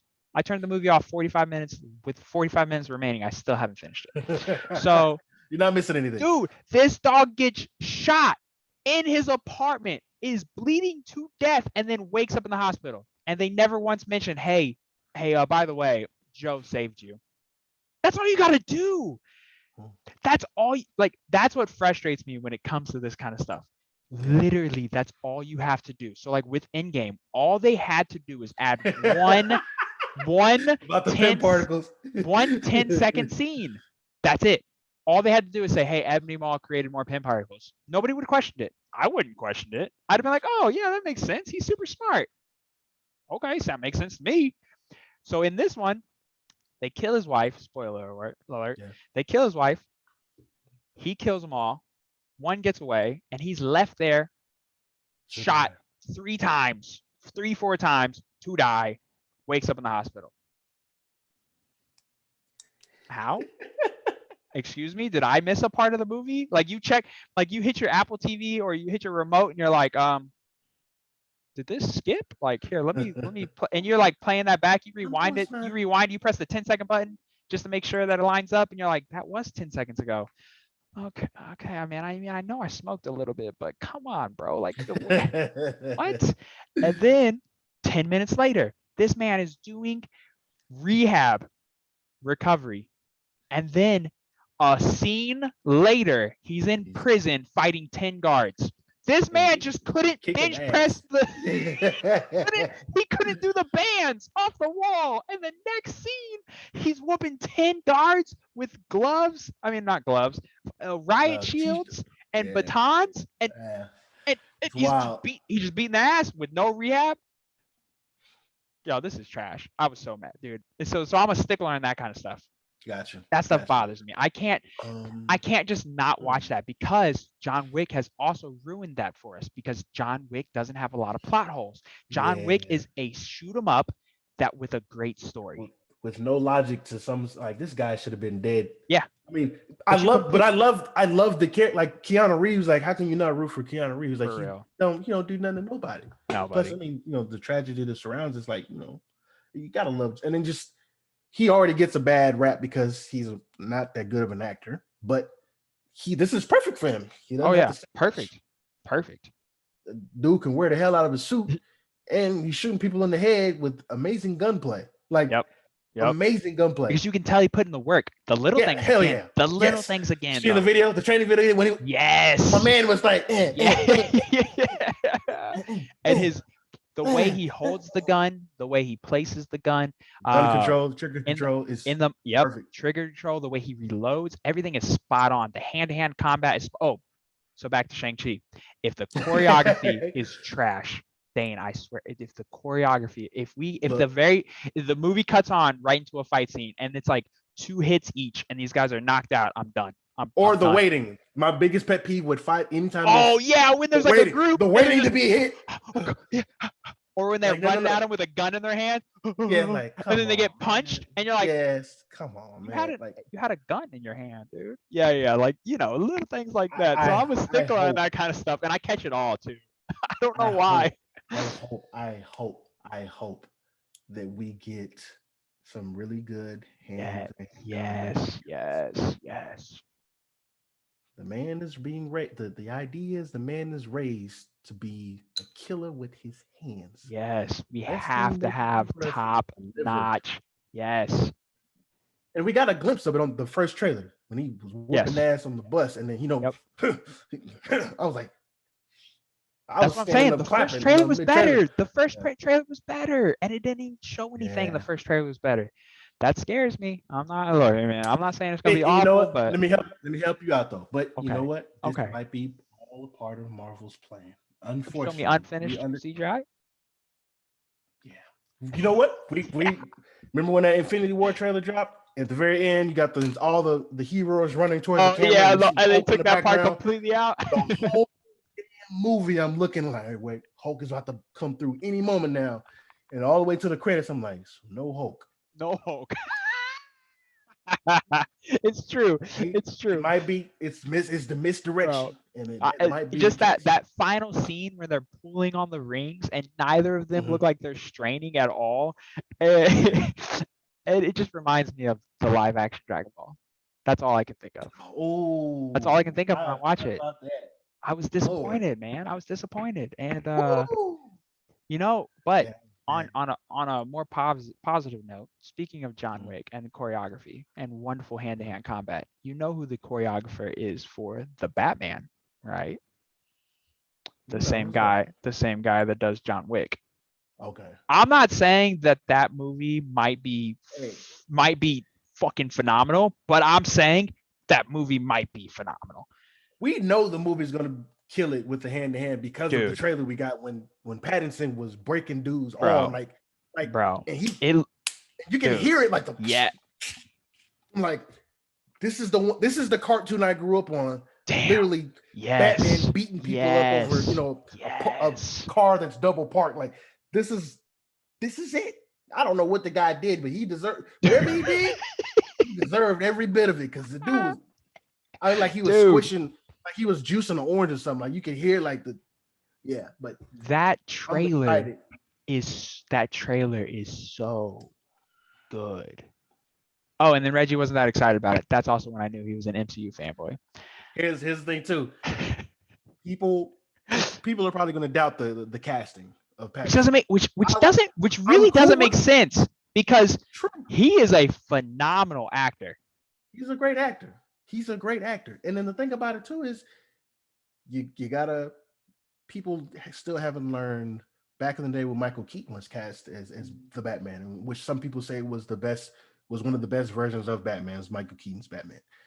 Because of the previous roles that he had. You know, like, oh no, this guy's soft, he's been in these, you know, mama like these Yeah. little drama flicks and stuff, and like Yeah. he's gonna be Batman, the Dark Knight, Yep. and he killed in a sense the same way Pattinson's getting the bad rap because of the vampire movies, and that's fine. Like Twilight was cool. Like let's just keep it real. Yeah. It made lots of Obviously it money. wasn't. If you're They made Robert like so much. Yeah. Patterson, do you turn down that job? You turn down that gig?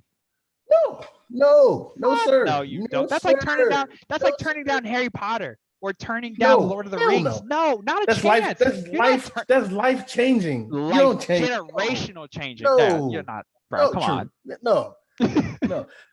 But I'm Like, come on, curious. man. I am curious to see just how how it plays out because Sure. I'm my favorite superhero is Batman, but of Dude, course I'm an MCU fan. My alliances are with Batman's dope, MCU, man. but at the same time, it's like if it sucks, I'm gonna say it sucks. Sure. I'm gonna keep it real, but I'm always keep it real. But still, I hope it does well for the sake of the fact that we had that dope. In my opinion, we had a dope ass trailer, and the Oh, payoff would be dope. huge. So you know, But unfortunately, though, DC has duped us before with trailers. The Batman versus that's Superman trailer might be the huge. greatest trailer of all time. Of all time. Yeah. Like when you watch that trailer, you're like, holy shit, we are about to Yeah. be in for it. Mm-hmm. Now, when you watch the extended version, it's watchable. True. It's not as bad. Right. It's not as bad, so that's unfortunate. Zack Snyder just kind of got, he just kind of got just. It was unfortunate what happened with Josh Whedon and the whole nine Yeah. yards and all the stuff that's coming out. But because the remake of the Justice League it was I watchable. liked it. It was It cool with wasn't me. bad I at mean, all. Yeah, it it wasn't wasn't. bad at all. I would have preferred to watch that versus what we saw. Oh, 100%. I think I That's think I think DC would be in a whole different spot right now had that been the version that we got initially. and that goes back to what we were talking about earlier. Sometimes sometimes the workers slash teachers don't need to be micromanaged. Just let them do Just whatever let they them need to do, do yeah, let creatively. them do what they want to do. Keep your nose out of it. And then if it fails, guess what? Then You you can, have plenty of money to recover yep, and you'll be then, fine. yep. But in this case, you look like assholes because of You how reshot great 80, yeah, you reshot 80% of it on the fly and then put it out like 4 months later. Who thought that that was a I good don't think idea? With the work, I like don't know if with they the most tested it with iconic. anyone either. No, they couldn't. They couldn't have. They couldn't have. They couldn't have Because had time. They couldn't have had time. Like the whole movie was unfinished. We watched an entire unfinished movie. It was terrible. With some of the most recognized heroes too. Let's okay. yeah. Let's put this out here right now. Okay, what's up? All right. I think we all know the core of the DC is better than Marvel. Like the Yeah, core characters the of DC. I'm more familiar with the core of DC than I am with the core of Marvel. I grew up watching, the Justice League. Batman. Yep. Like Justice League. that was. Speaking of, dude, they do animated films so good, so well, Oh my so guess well. who hit me up today? Guess who Who? hit me up today? Asked me for the movie watching order. Deontay hit me up. I was like, oh, okay. I was like, okay. Yeah. We went through this. Right. Was it a year ago? Was it a year? I think it was. Oh, yeah. I think it was over a year ago. We all watched him. Where was he? And it was. He was. I don't know. He just. I don't know. But he pulled a Reggie. Reggie never watched him either because Reggie was like, "No, it's not MCU. No, DC. No, fuck that. No, DCU animated universe. Dope. They. If we want to talk about what's on par with the MCU universe, we can make an argument. It's based on the body of work. It's and the cohesiveness. Dope. But that Joker hit me up, asked me, "Hey man, you got to watch Order?" I was like, and I was like, "Bro, we went down this road, and your ass, you bailed out after the first one." And then he goes, this is what he said. He goes, I'm gonna tell you verbatim what this dude said. Bro. He's about to blow your mind.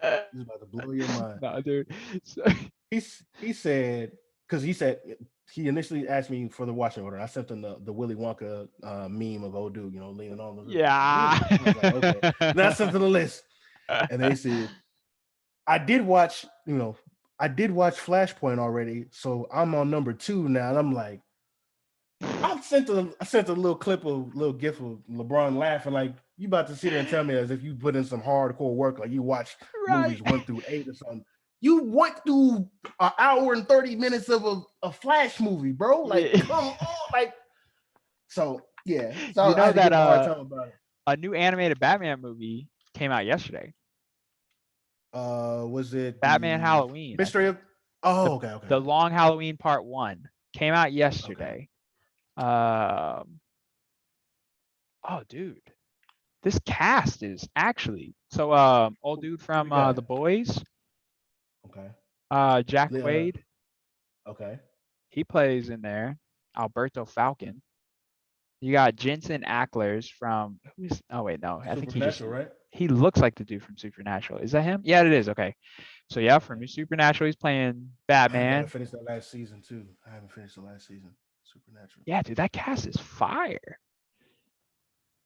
Oh, they got a Scarecrow playing Julian Day. Huh. Okay. What's the run? Do you have the runtime by chance? Runtime. Let's see. Oh, I was clicking on names. Runtime, hour and 46. Okay. That's pretty solid. That is solid. Damn, $20. Yikes. Okay. But anyways, so that came out. So that's supposed to be pretty dope. And then the part 2 trailer came out too. So I guess it's like 3 parts or 2 parts. But so Shang-Chi feels like Marvel's version of Shazam. That's how I feel about it. And I wasn't a fan of Shazam. I mean, it was okay. Again, okay. They rushed Shazam. They should have. They were trying to put it out. They were trying to recover. So they threw it out thinking like, okay, let's throw out this light comedy. And it's just too much. That opening scene, scenes. Oh. That opening scene in the car is bad. So bad. Yeah, I know. Sometimes I just can't turn my brain off. But look, I have a limited amount of time on this earth. And I consider myself a fairly busy person. I like to do. So when I sit down and watch a movie, I don't like my time wasted. Okay. So when I watch it, I want it to be good, like good. I don't want to. Watch the Prestige. You're not going to waste your time. That's for you. That is for you. Yes. That is for you. Yes. Don't go Googling looking at any type of sport. No. Don't spoil it for yourself. Like that movie right there. I wish I would have been able. I wish I would have been able to see it in theaters. Like that's the kind of movie I would have wanted to see in theaters. Yeah. I'm gonna watch that. I think it's on. You're not gonna be disappointed. I promise you. I think it's on Amazon. Oh, you gotta buy it still? What the hell? But no, I might still watch that though. There needs to be a market, some sort of app. I don't know if it exists Somebody out there, here's your opportunity Epic to get paid. movies.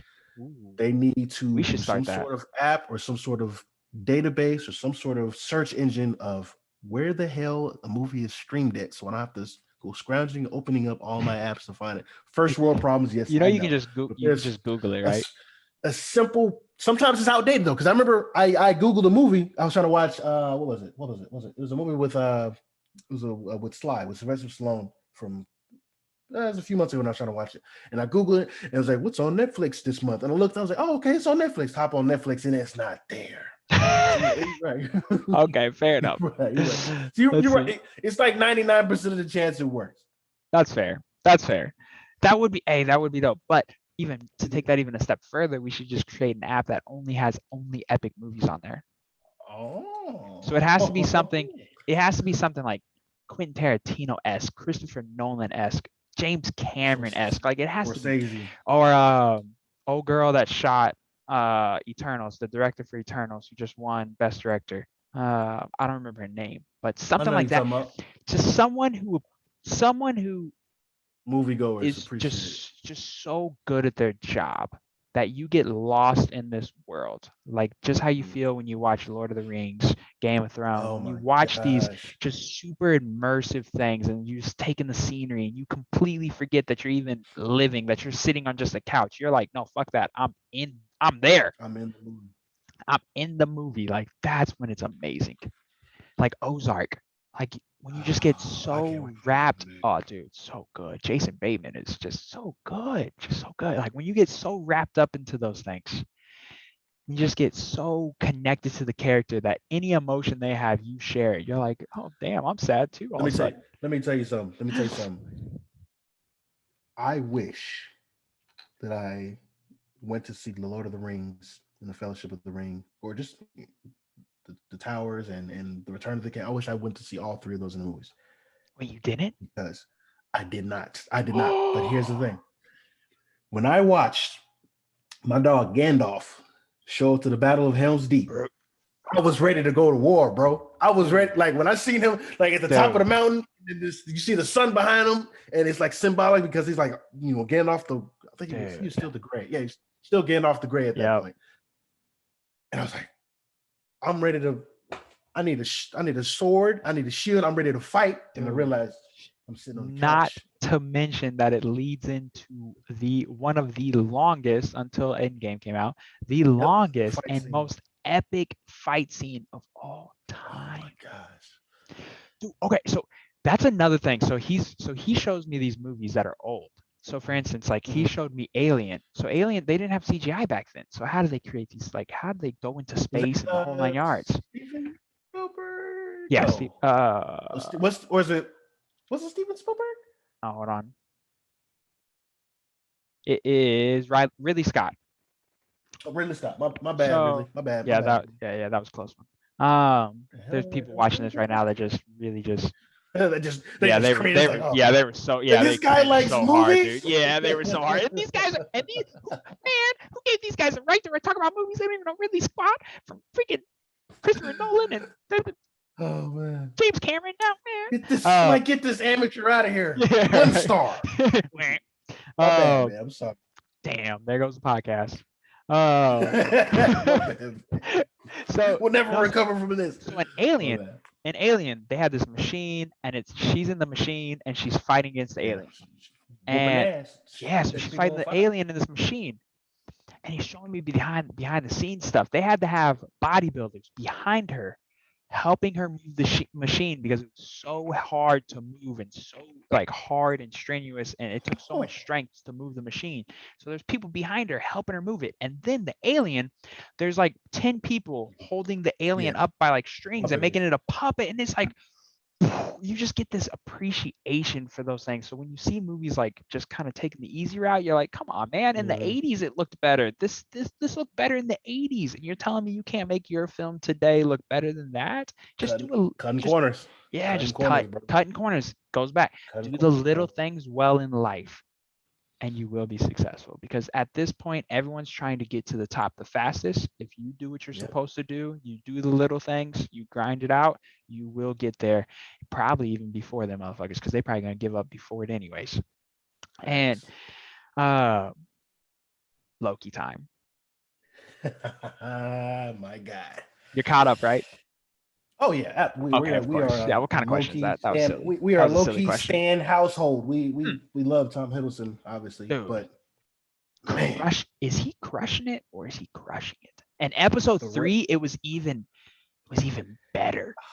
he He just puts on such a performance. he's a scene stealer, bro. Like Oh, he's so good.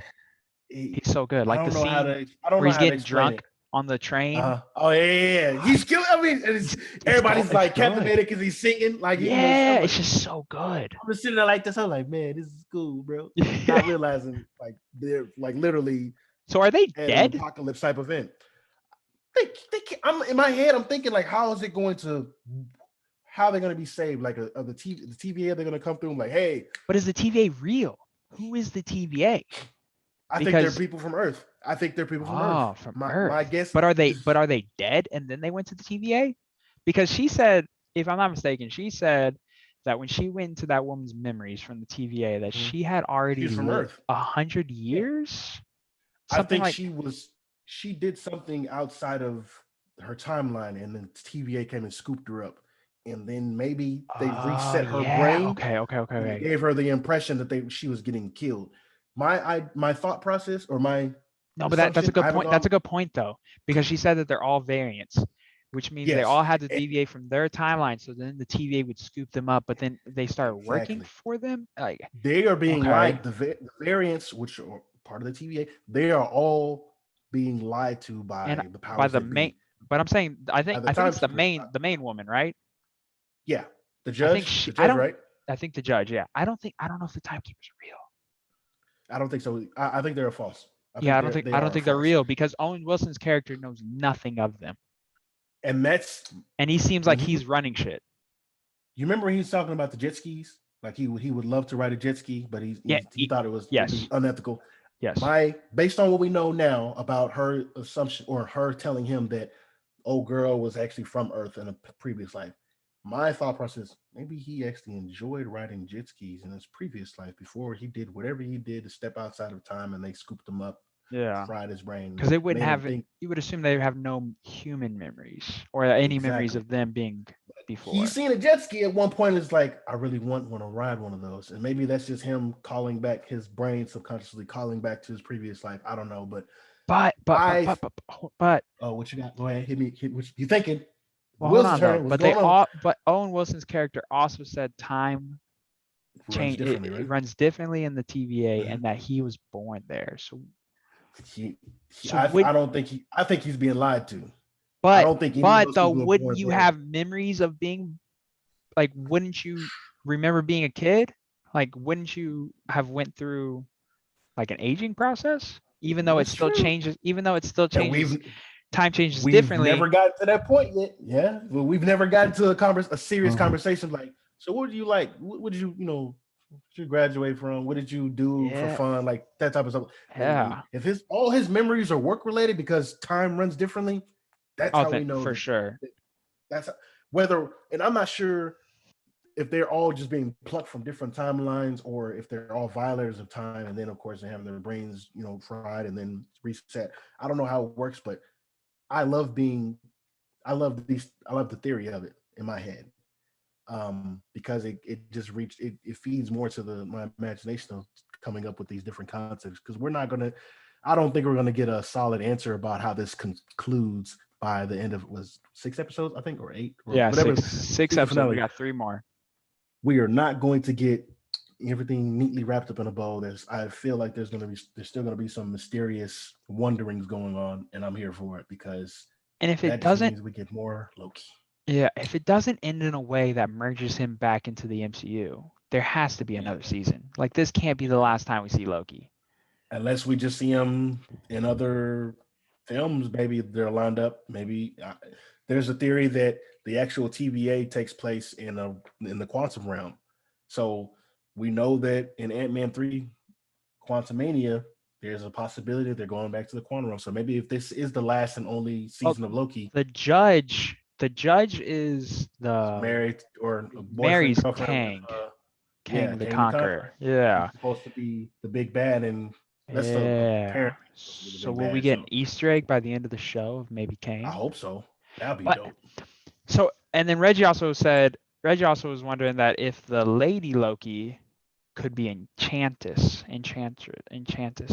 Oh.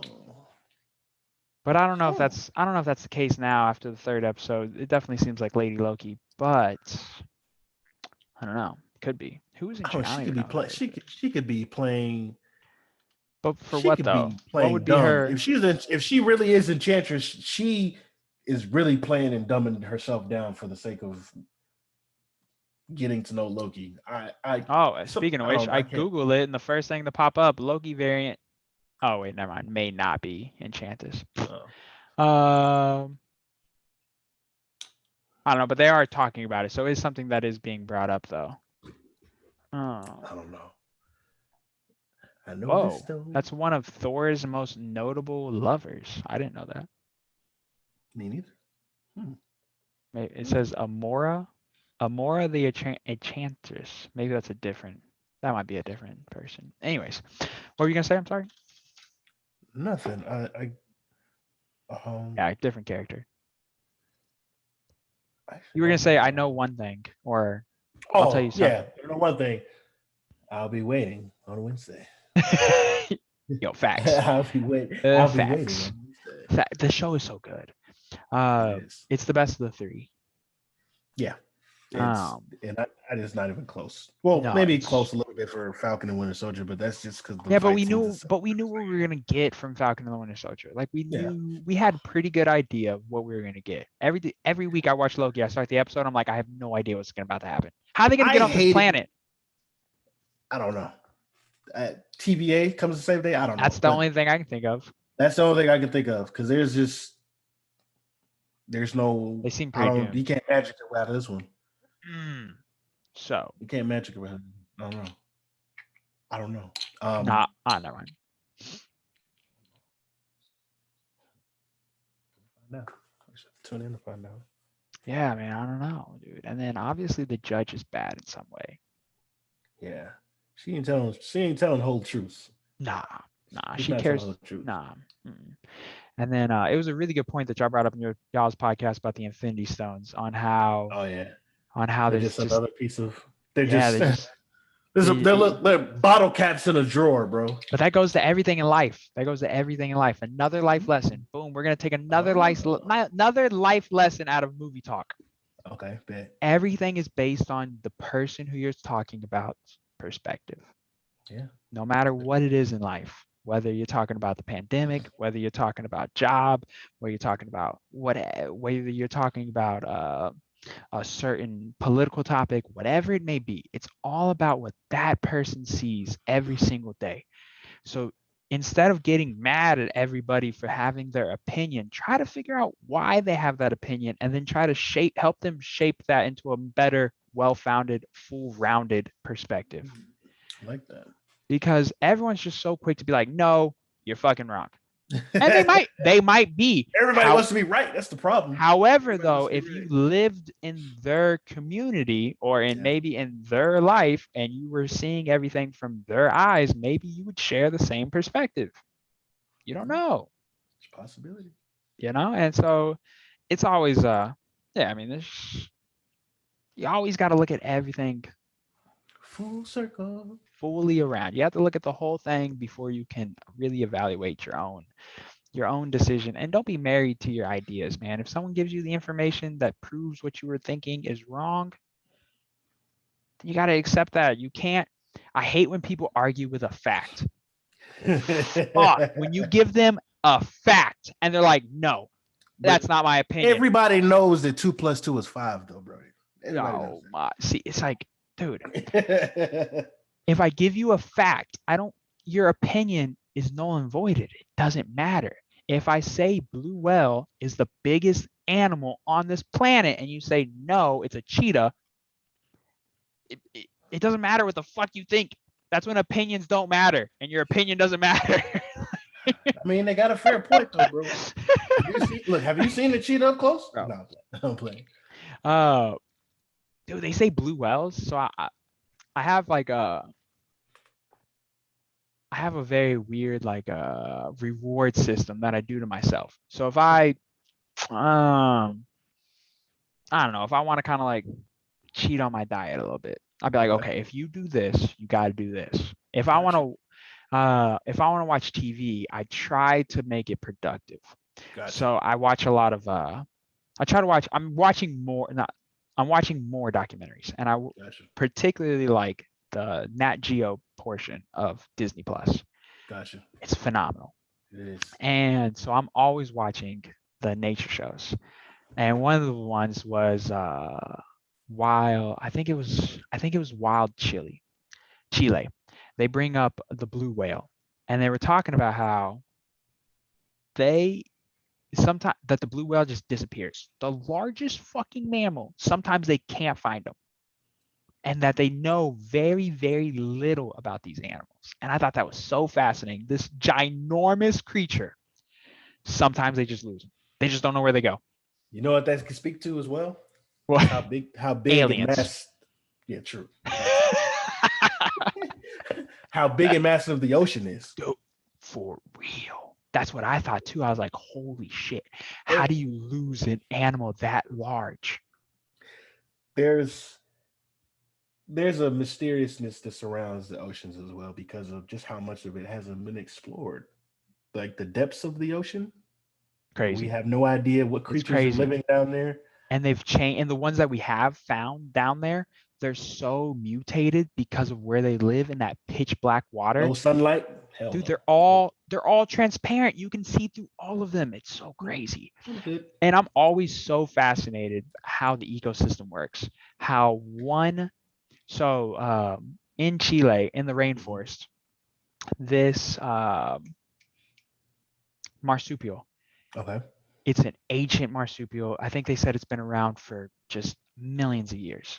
This really old creature. Its only purpose in life is to go to these trees. These trees that they put their they like pop their seeds out of their root. And this marsupial comes by, chews the seed, and then shits it out. And that's the only way the seed can be planted. Like, that's the only way it can grow, like hatch or whatever it is. And I'm like, wow. You know how cool of a job that would be? Like, hey, bro, you do something. I shit trees, bro. I shit trees.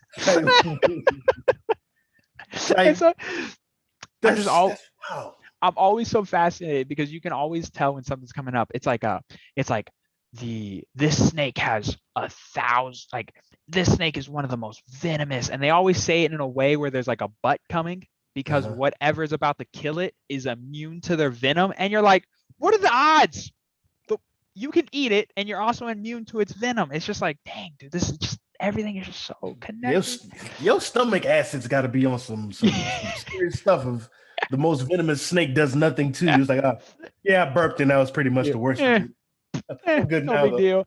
I think what the example was, it was a frog, and it can release the toxins when you touch its skin. That's why sometimes dogs foam at their mouth, and so that's what it was. And it was like, what ate the frog? It doesn't bother them. They just eat it, no problem. And so I love those shows. I don't even know why I got off on this tangent. I think it was to talk about the blue whales, but it's all good, man. Love to the blue whales. I don't know. Do you have a favorite animal by chance? Ooh, dude. So I'm fast. Okay, so I love wolves. Those are probably my favorite animal. Okay. However, I am fascinated with wild cats, like big cats. I think they're just the most phenomenal creatures on earth. Yeah, dude, they're just so fast. Like, it's just, I don't know, it's super cool watching them hunt. Like, you see a jaguar pull a whole crocodile out of the lake, and you're like, what the fuck? What came in for breakfast, bro? How hungry did he have to be that day? Because that's another thing too that always fascinates me. When, say for instance, I was watching one of the episodes about it was Yellowstone and how cold it gets and how hard it is for the animals to find food. And so there was these 3 wolves eating off an elk carcass, and this bear walks up, and they watched this other bear. He watched this other bear initially come as he was walking up, and the wolves ran him off because he was being aggressive. He was trying to just take the whole carcass for himself. So this bear recognized that and walked up, no aggression whatsoever. Just calmly walked up. The wolf started growling. He stopped. They stopped growling. He walked a little closer to the carcass, and then they all shared it. So he watched this other bear fuck up, and then learned and made a change in his primal nature in order to survive. It's fascinating. The first bear was banging the wrong set, bro. Yeah, it's just fast. I don't know. It's all He had the fascinating. wrong colors on that day. That's I love cool. it. I never would have thought something like that's. I gotta watch that. Have you watched any of those, like the Wild? So on Disney Plus, I think there's like 15 of them. There's the Wild Yellowstone, Wild Russia, Wild Congo. I'm on the Wild Congo right now. I have Disney Plus, and I've only scraped the surface of Oh, the stuff. dude.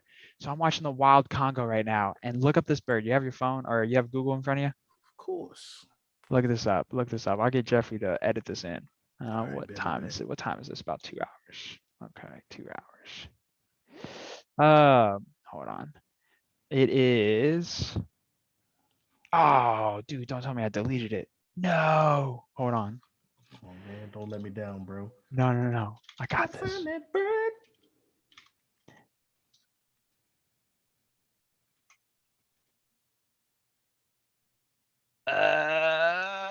The shoe bill, literally spelled how it sounds. Oh, you talking about that? You talking about the ginormous fucking bird in the middle of Africa that nobody fucks with because he just be eating everything? Yes. I watched the video. Around there.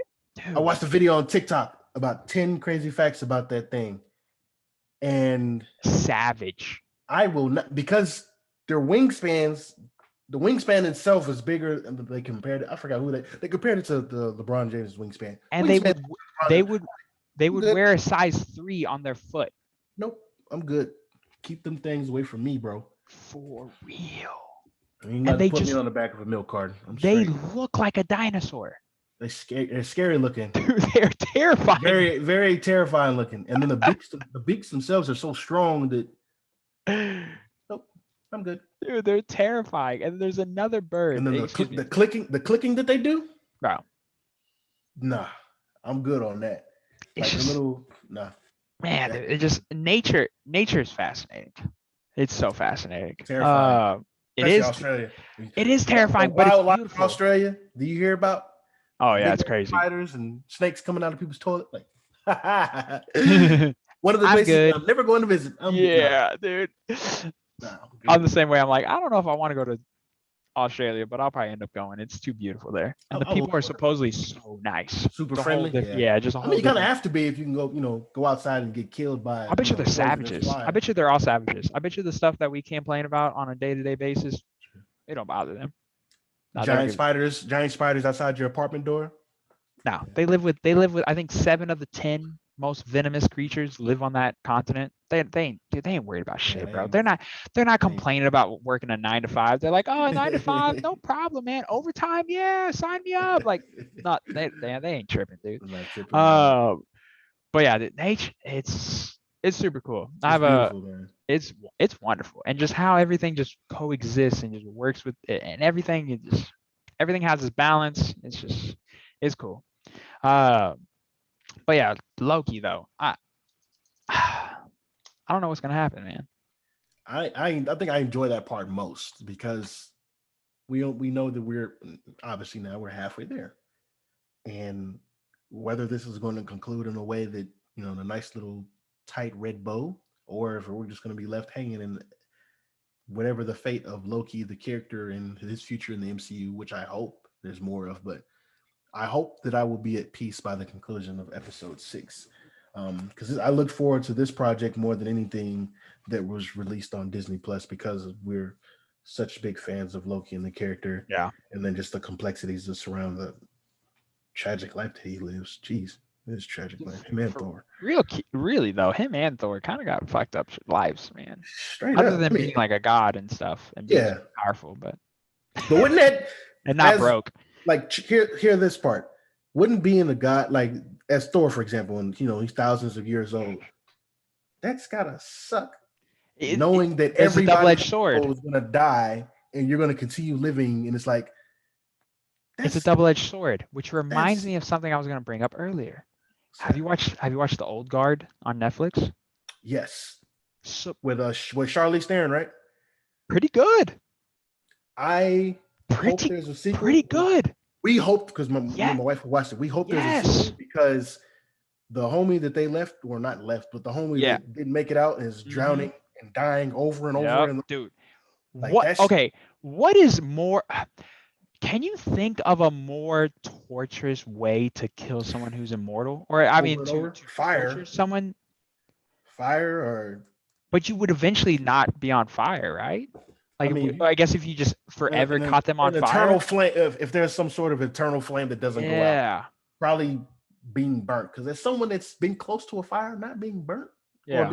being burnt by iron or something like that. That's one thing. Or sitting in your car and the seatbelt touches your leg.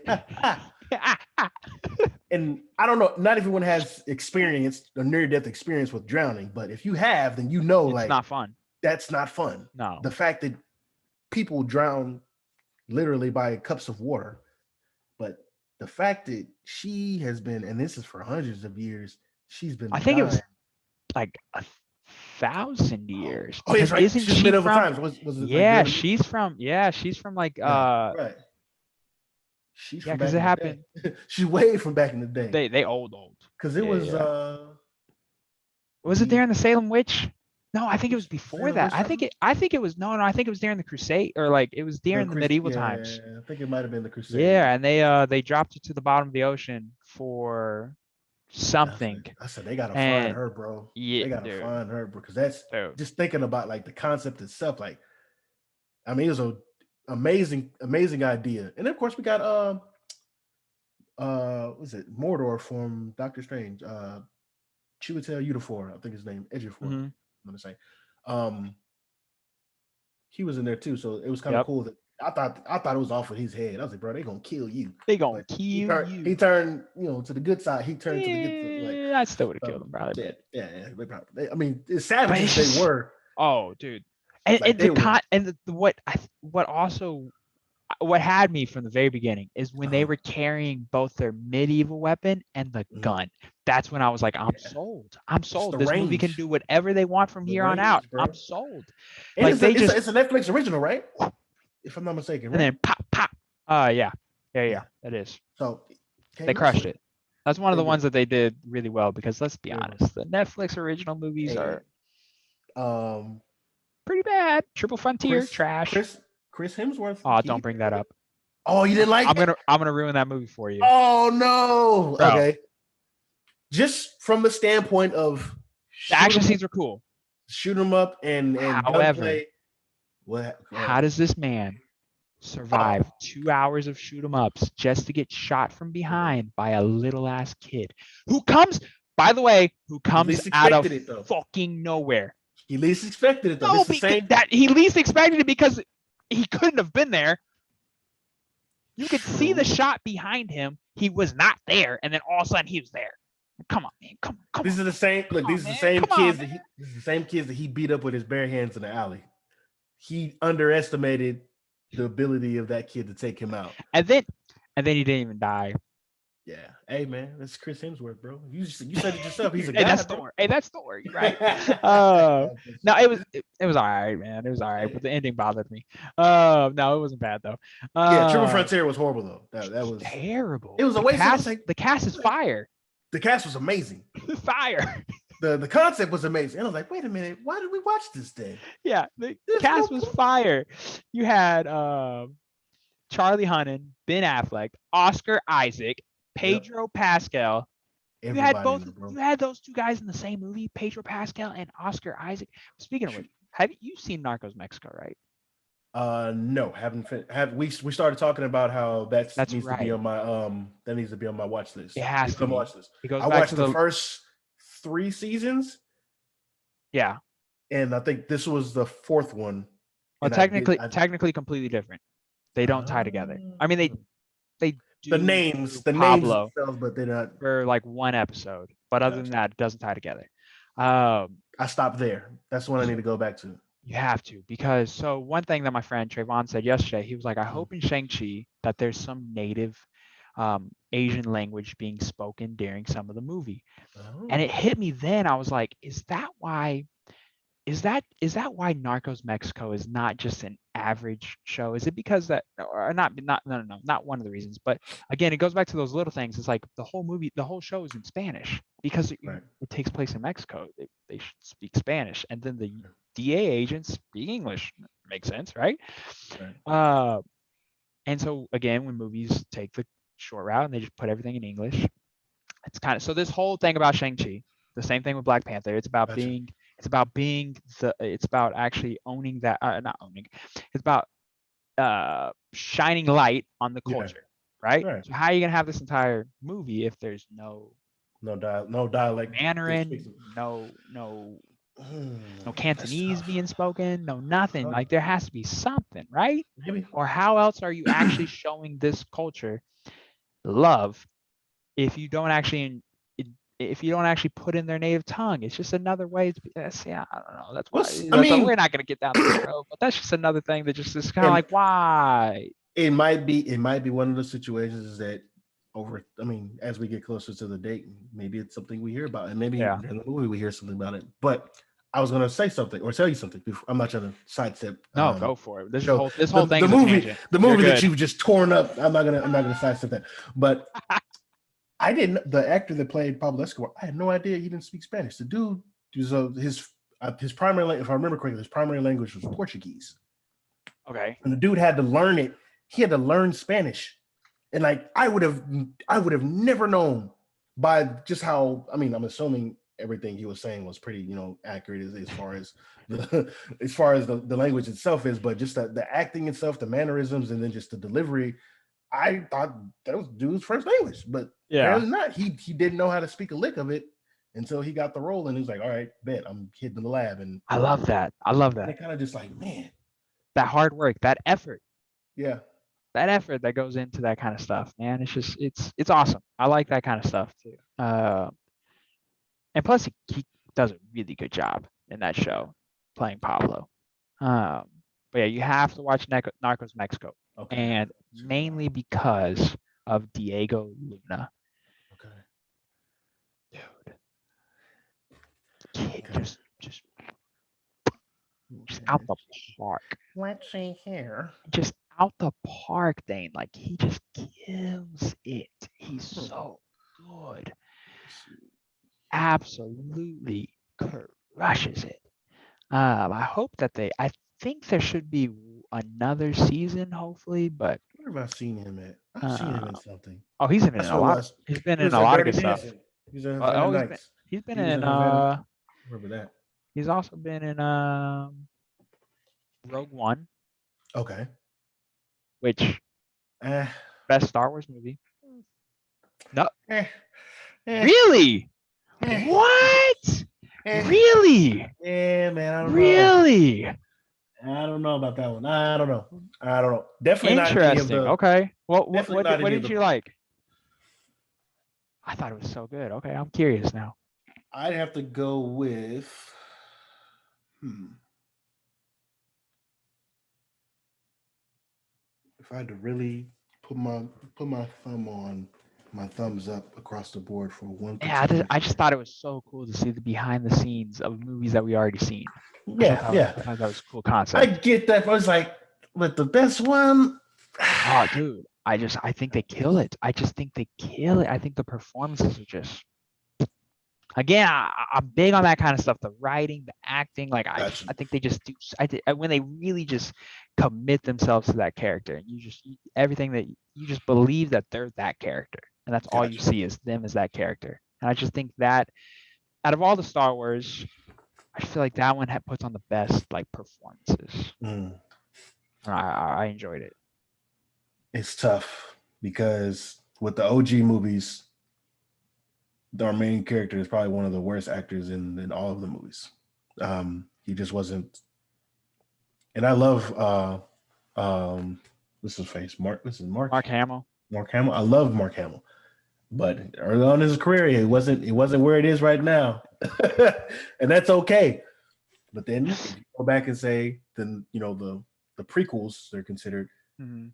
those weren't the best either because the very first one, the the kid actor, and I still love the third one. third. Oh my god, I still love the third movie, man.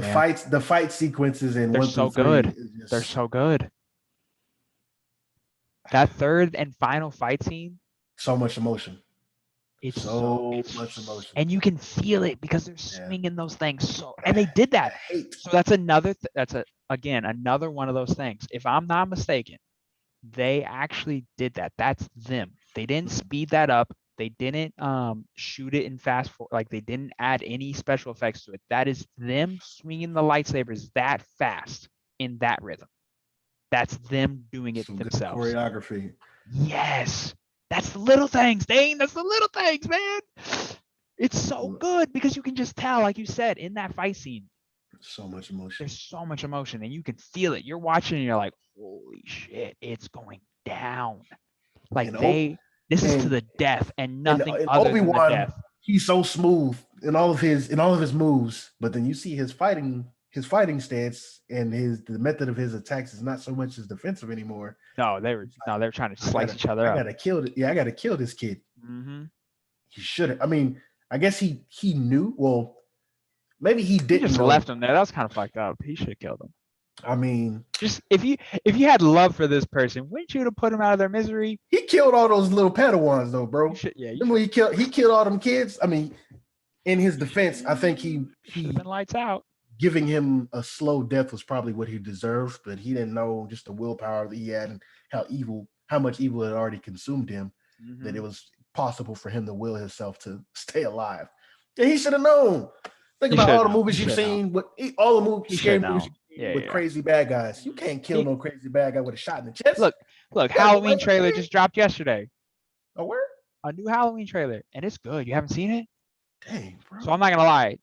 2018 Halloween. Oh, I wasn't a big fan. However, this trailer re-grabbed me. Fucking bastards, they're so good at it. I gotta make a list of everything. Yeah, it re-grabbed me. Hold on. That one's called Halloween Kills. Yeah, Halloween Kills. It's actually pretty dope. The trailer's really well done. It opens up right where the 2018 one left off. So the movie starts exactly at the starting point. I mean, the stopping point of the 2018 one. I got From Dusk Till Dawn. I got, what else did I mention I needed to watch? Oh, Narcos Mexico. Narcos Mexico. The new Batman animated movie. Yep. So I didn't know. So this is another thing. Shout out to my boy Trayvon. Another thing I didn't know is that in Halloween, Jamie Lee Curtis and Michael Myers. She's back. They're not brother and sister. Okay, so here's the thing. Wait, have you watched seen the YouTube 2018? video. Have you seen Halloween 2018? So. Okay, I think so because there was a branch. I mean, it was. So this is how it goes. The very first movie that came out, and then 2018 is the second movie, and then this is the third movie, and there's one more. I watched the video because this whole time I didn't know that you had to not remember or take out of sequence one of the movies. Yeah, I didn't know that. I didn't know that. And I was like, when I watched that YouTube video last year, maybe I was like, wait a freaking minute! I thought that this was all connected, but I didn't know. Not including the Rob Zombie Halloweens, not including those. She got RIP'd in one of them. I think he threw her off a house or something like that. Yeah, she did. He did. I remember that. Yeah. And, she's like, I'll see you in hell. And he tosses her. All right, see you there. And then she came back like two movies. I was like, wait a minute. It should have clicked in my head then and all right, something wrong with the universe. So I didn't know there was 9 of them. I didn't know there was 9 Halloween movies, excluding the Rob Zombie 2. So there's 11 of them. I didn't know that. But the 2018 one and this trailer only ties into the first one because the director didn't want to make the second one, but he owed I think it's Warner Brothers. He owed one of the whoever it was. He owed one of them a favor, and they said he wanted something done for another film, and they said fine, we'll do it as long as you give us Halloween 2. So he wrote that script high as fuck, drunk as fuck. He said he was off all types of drugs. And And he wrote that, and that's when he made them brother and sister because he didn't know what to do. So he made them related. But in the first movie, the very first one, he wanted it to be a standalone film. They weren't related Mhm. at all. All it is a serial killer chasing down babysitters. That's it. Just That's it. random lady. Just babysitters, and Mm. she's just a random bystander. That's it. Wrong And place, wrong time. yeah. And so in the 2018 one, they're not related at all. And again, she just happens to be living in the same city that he returns to, whole 9 yards. So I didn't know that. Another fun fact from Trayvon. So he just tells me all these behind the scenes things about how the directors, the whole like all the bureaucracy and all this kind of just everything. He studies it all day long. He's a fascinating dude.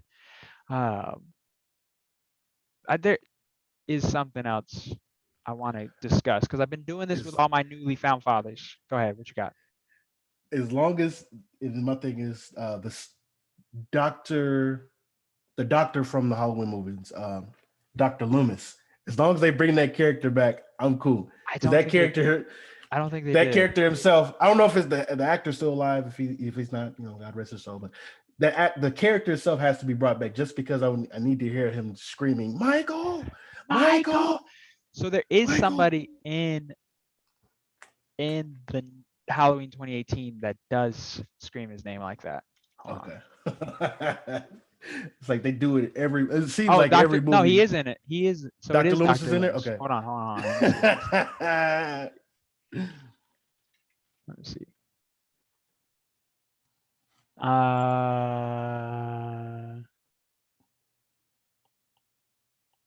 Yeah. It's played by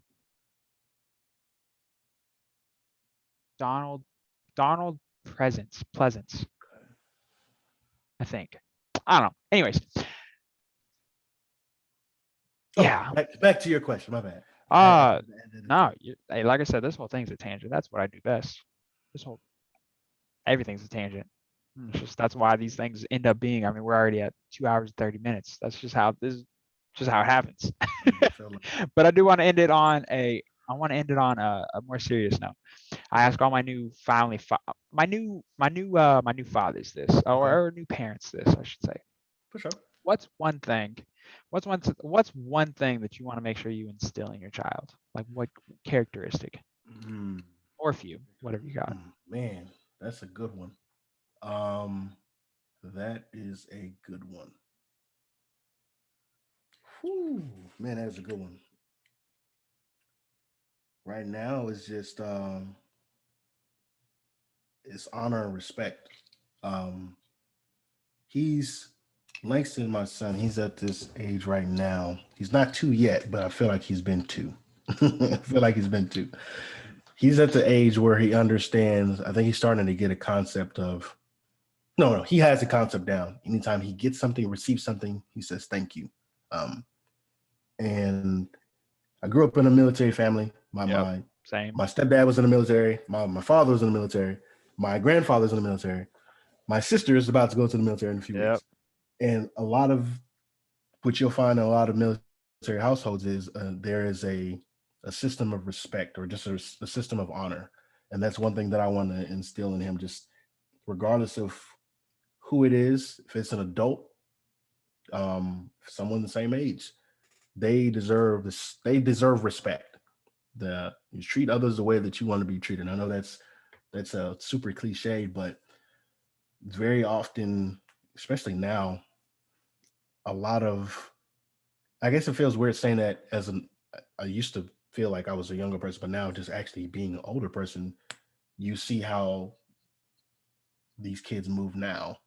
A lot of stuff is about what can I do to get the most, viral moments? What can I do to get the most likes? Typically, it's, pranks and just doing stupid stuff, just disrespectful stuff. But if they can instill anything in him and he growing up, it would be the honor and respect. And that starts at home because he's going to be a functioning member of society, whether he likes it or not. And part of that is a responsibility, ownership of yourself. And it starts at home. So if I, for one, am allowing him to, do everything without any type of consequence, whether that's, him not having any playtime, him not, getting to play with his toys, him having to sit in, timeout, whatever the issue is, or if he's providing injury upon himself or other people, then spanking, of course, but that's a side point. If he doesn't know how to respect his parents, he's not going to know how to respect anyone else in the outside world. And that's just, those are just facts. And that I have, without any years, multiple years of parenting experience, I can say that's a fact. So it's the small things, the saying thank you, the yes sir, no sir, the picking up after myself, that type of thing would serve as the foundation, because once I can get him to understand that the way that I carry myself is not a reflection of myself, but it's a reflection of my family's name, then you can build more on top of that foundation. So that will more than likely be at the very root of what I teach him. I love that. And yeah, I think that's the best way I could sum it up. And it might, and, Yeah. it might change a year from now, Sure. 2 years from now. Sure. But for right now, what he's able to take, or what he's able to sponge onto and soak up is respect, and honor and respect. I And love that probably, because, and, while you were saying that, that made me think of something else. So everyone's always like, man, these kids these days, dude, no respect, da da da da da, whatever it is, right? But the people saying that are the fucking parents of this generation. Hello, like be the like change you want to see, man. you answered my follow-up question. I asked that, and then I ask, what are you going to do? How are you going to do that? So what do you want to instill, and how are you actually going to do it? Because wanting to instill something and actually knowing how to instill something properly without fucking your child up is Yeah. two whole different things, right? True, true, And true. so you answered that, and you said the answer that I think everyone should say. It starts at home. I'm Yeah. the Yeah. parent. The kid is a reflection of myself. So Yep. yeah, there's those outliers where those kids just go off the deep rails and there's really Yeah. nothing you could do no matter what. They got mental illness, Absolutely. whatever That's it gonna is, right? That's going to that's gonna happen. happen. It's going to happen. However, most kids, it's not the case. So Yeah. it's a direct reflection of yourself. So if you find yourself, if you're a parent, you're listening to this, and you find yourself bitching about other kids a lot, make sure you reassess your kids first and just make sure that they doing what they supposed to do, because that's at the end of the day, that's all you can control. You can only Facts. control, you got your kids and that's it. Stop worrying about Yep. other people's kids. Stop worrying about how somebody else is doing whatever. Stop worrying about other people, fucking Mhm. weirdos. Stop it. Like, worry about yourself. Worry It's about not enough. yourself and It's what you're not enough in doing. the time. It's not enough No, time in the day to have to worry about it. Like, you there's gotta not. Stop worrying control what about you can control. who said who, what celebrities dating what celebrity said what today, what fucking ex player said something. What? Stop it. Just who cares, man? Fuck. The only reason why it's important is because you're making it important. Like, Gotta stop giving them stop yeah, giving stop. those ideals or Yeah, people we got to start that giving they feed off of everybody that. the freaking school shooter attention. Yeah. Everybody. We got to start giving them all the school shooter uh outlook. Just don't show their faces. Don't show their faces. Don't show their name. Don't talk about it. Don't give them that People satisfaction, like man. that want to be memorialized. Yeah, don't give them that Look, satisfaction. I thrive off of hate. That type of stuff. Yeah, dude. It's like, don't Like, give them that satisfaction, man. Look, Dane, dude. Like you said at the beginning, man. I appreciate you. appreciate you, man. Look, I thoroughly enjoy your podcast. I don't support nothing that, it's not because y'all my boys. It's not because we went to high school together. It's not because we went to college together. It's not because we're both from Colleen, which I forgot to mention at the beginning. Shout out Okay. to Colleen has created Clean is a phenomenal human beings. pro And go when you look getters, back, man. when you look back on it, dude, it's incredible. And I'm proud to have lived there for when I did, for the time period that I did. I'm proud of the people that I met there. I'm proud of the school that I went to. I wouldn't change it for a world. I would never have went to Heights. Never. Not in a Oh fucking, my god. not in a chance. There's not a chance I would want to have gone to Heights. I'm happy that I went to Colleen. I'm glad I grew up around the people who I grew up with. I'm glad that I saw gained the perspective that I did. And it I was going somewhere with that, but point is most of the people that have come on this podcast and most people who are coming on this podcast are from Killeen or have some association to Killeen. And it's cool to see all of us doing something, whatever it Yeah. is, and seeing everybody happy. We're always kicking into the group chat on Twitter. We're always having a good time. Everything's always positive. It's always good stuff, man. And Productive that's too. yeah, productive. We're always bouncing ideas off each other about the podcast. We're always, blah, blah, X, Y, and Z. Oh, that's what I was saying. I don't support nothing that I don't genuinely like. I don't care if we're boys or not. If the shit's trash, I ain't. Look, sorry, man. Yeah. Hey, It is what it is. we've all been past the horrible mixtape. Like, hey, bro, Yeah. this garbage right here. I couldn't tell the difference between this and my dumpster, my boy. This is we've all been past some bad mixtapes, man. Look, I don't want to be a bearer of bad news, but maybe, something else is Maybe better the for you. same for you. Yeah. And Try y'all are crushing it. No. Y'all are crushing it, man. I really look man. forward to listening to y'all's episodes. I particularly love the Marvel stuff. The sports stuff is awesome as well. It's just, I don't know. I guess I don't know if I'm not like losing interest in sports. I just find myself not watching full games anymore. I usually watch like the second half, like probably about to catch about the end of this Bucks game right now. Mm-hmm. And it's like I just find myself watching the very end of it. I'm like, I'll watch all of the Cowboys games. That's pretty much the only thing I sit down and do. I think it just comes back I think into that's my what whole did it time. to you, man. Well, that day, that might be it. That might be it. But the Cowboys are doing it for you. Don't let them steal that joy from you, man. I will say though, the NBA playoffs this year has kind of brought back that excitement. I think I think it's phenomenal. I love all the new blood. The new talent in the league is exceptional. And I think we haven't even seen, like, the kids are only getting better. It's crazy. Scary. They're only getting better. It's the milk, bigger. Bro, the hormones. It's the hormones. It's the chicken, man. Bro, it's the hormones, dude. Chicken is like 3 times as big as it used to back in my day. Dude, it's the hormones in the milk, dude. It is something, man. It don't make no sense. Like when Brandon Jacobs posted his son, freshman year of high school. What? What? The kid's a starting linebacker in the NFL. Bro, we went to high school with some monsters, and they didn't look like that. They didn't look like that, dude. And we went to school with some monsters. Ronte was a monster. I remember him picking me up like a small child. Here you go. Like he does that from time to time. Yeah, like no, dude. Like yeah, man. And so the bring it all back. Another tangent. Bring it all back, man. Like I appreciate you, dude. I consider you a really good friend.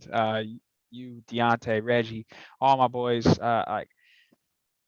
I appreciate y'all. I appreciate you doing this. I had a ton of fun. I enjoyed it. We got to get you back on here. We got to get the three of us all on one. Got to get you. Look, I don't mean to interrupt you. We got to get you on the podcast, but hey. between me and you, I don't really have creative control on who comes on there. So the best thing I can do is make my co-host feel like a piece of shit. And then look, man, there's no pressure at all. Like I said, I don't support nothing that I don't enjoy. When I support y'all, I don't care if it comes back or not. I support y'all because I believe in what y'all are doing. I see what you're doing. I see you putting in the work, and I'm supported unconditionally, regardless. I bring y'all on because I want to talk to y'all. It doesn't. I don't even think about it being reciprocated. I don't even worry about that being, if it happens, cool. If not, y'all are always going to be able to come back on here no matter what.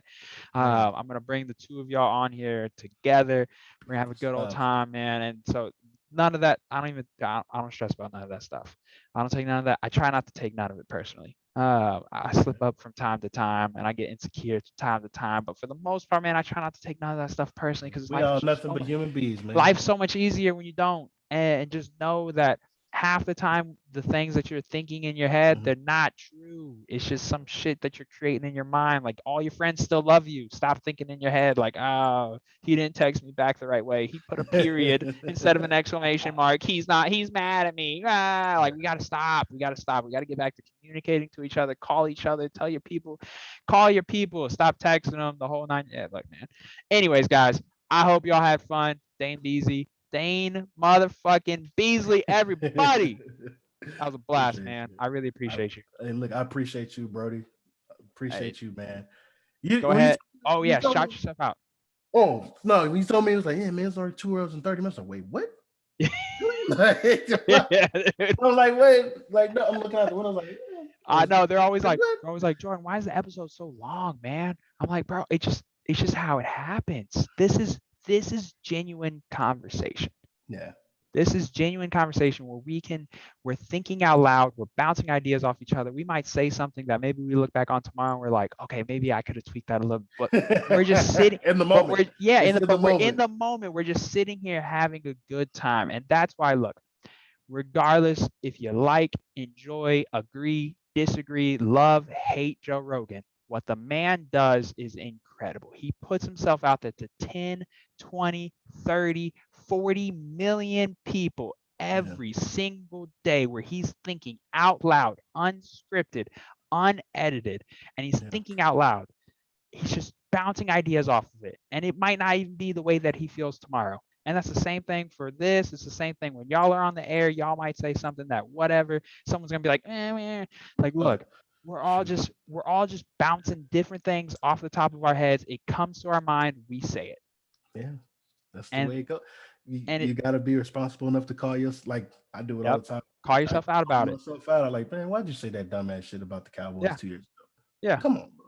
Yeah. Like, I mean, but it is Yeah. the end of the day. We are all human beings, and Absolutely. not a single one of us has walked this earth mistake free.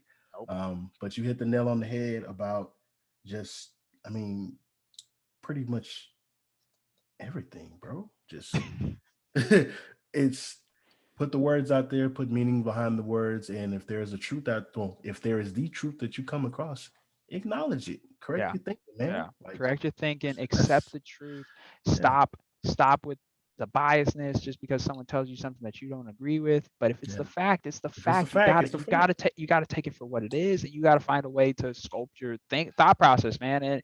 And look, just treat everybody as an individual. If y'all didn't learn anything from Norman Crawford's episode, that man did the episode in a ski mask. Treat everybody as an individual, dude. And that man Yeah. dropped more gems than I ever could in 50, 60 episodes. The Shout out to whole Norman one time. the whole episode is a gem. He just Yeah. fire after fire. His perspective is just on point, and just hey man, just treat everybody as an individual. If you don't like that person, that's cool, but don't like that person until you don't like that person.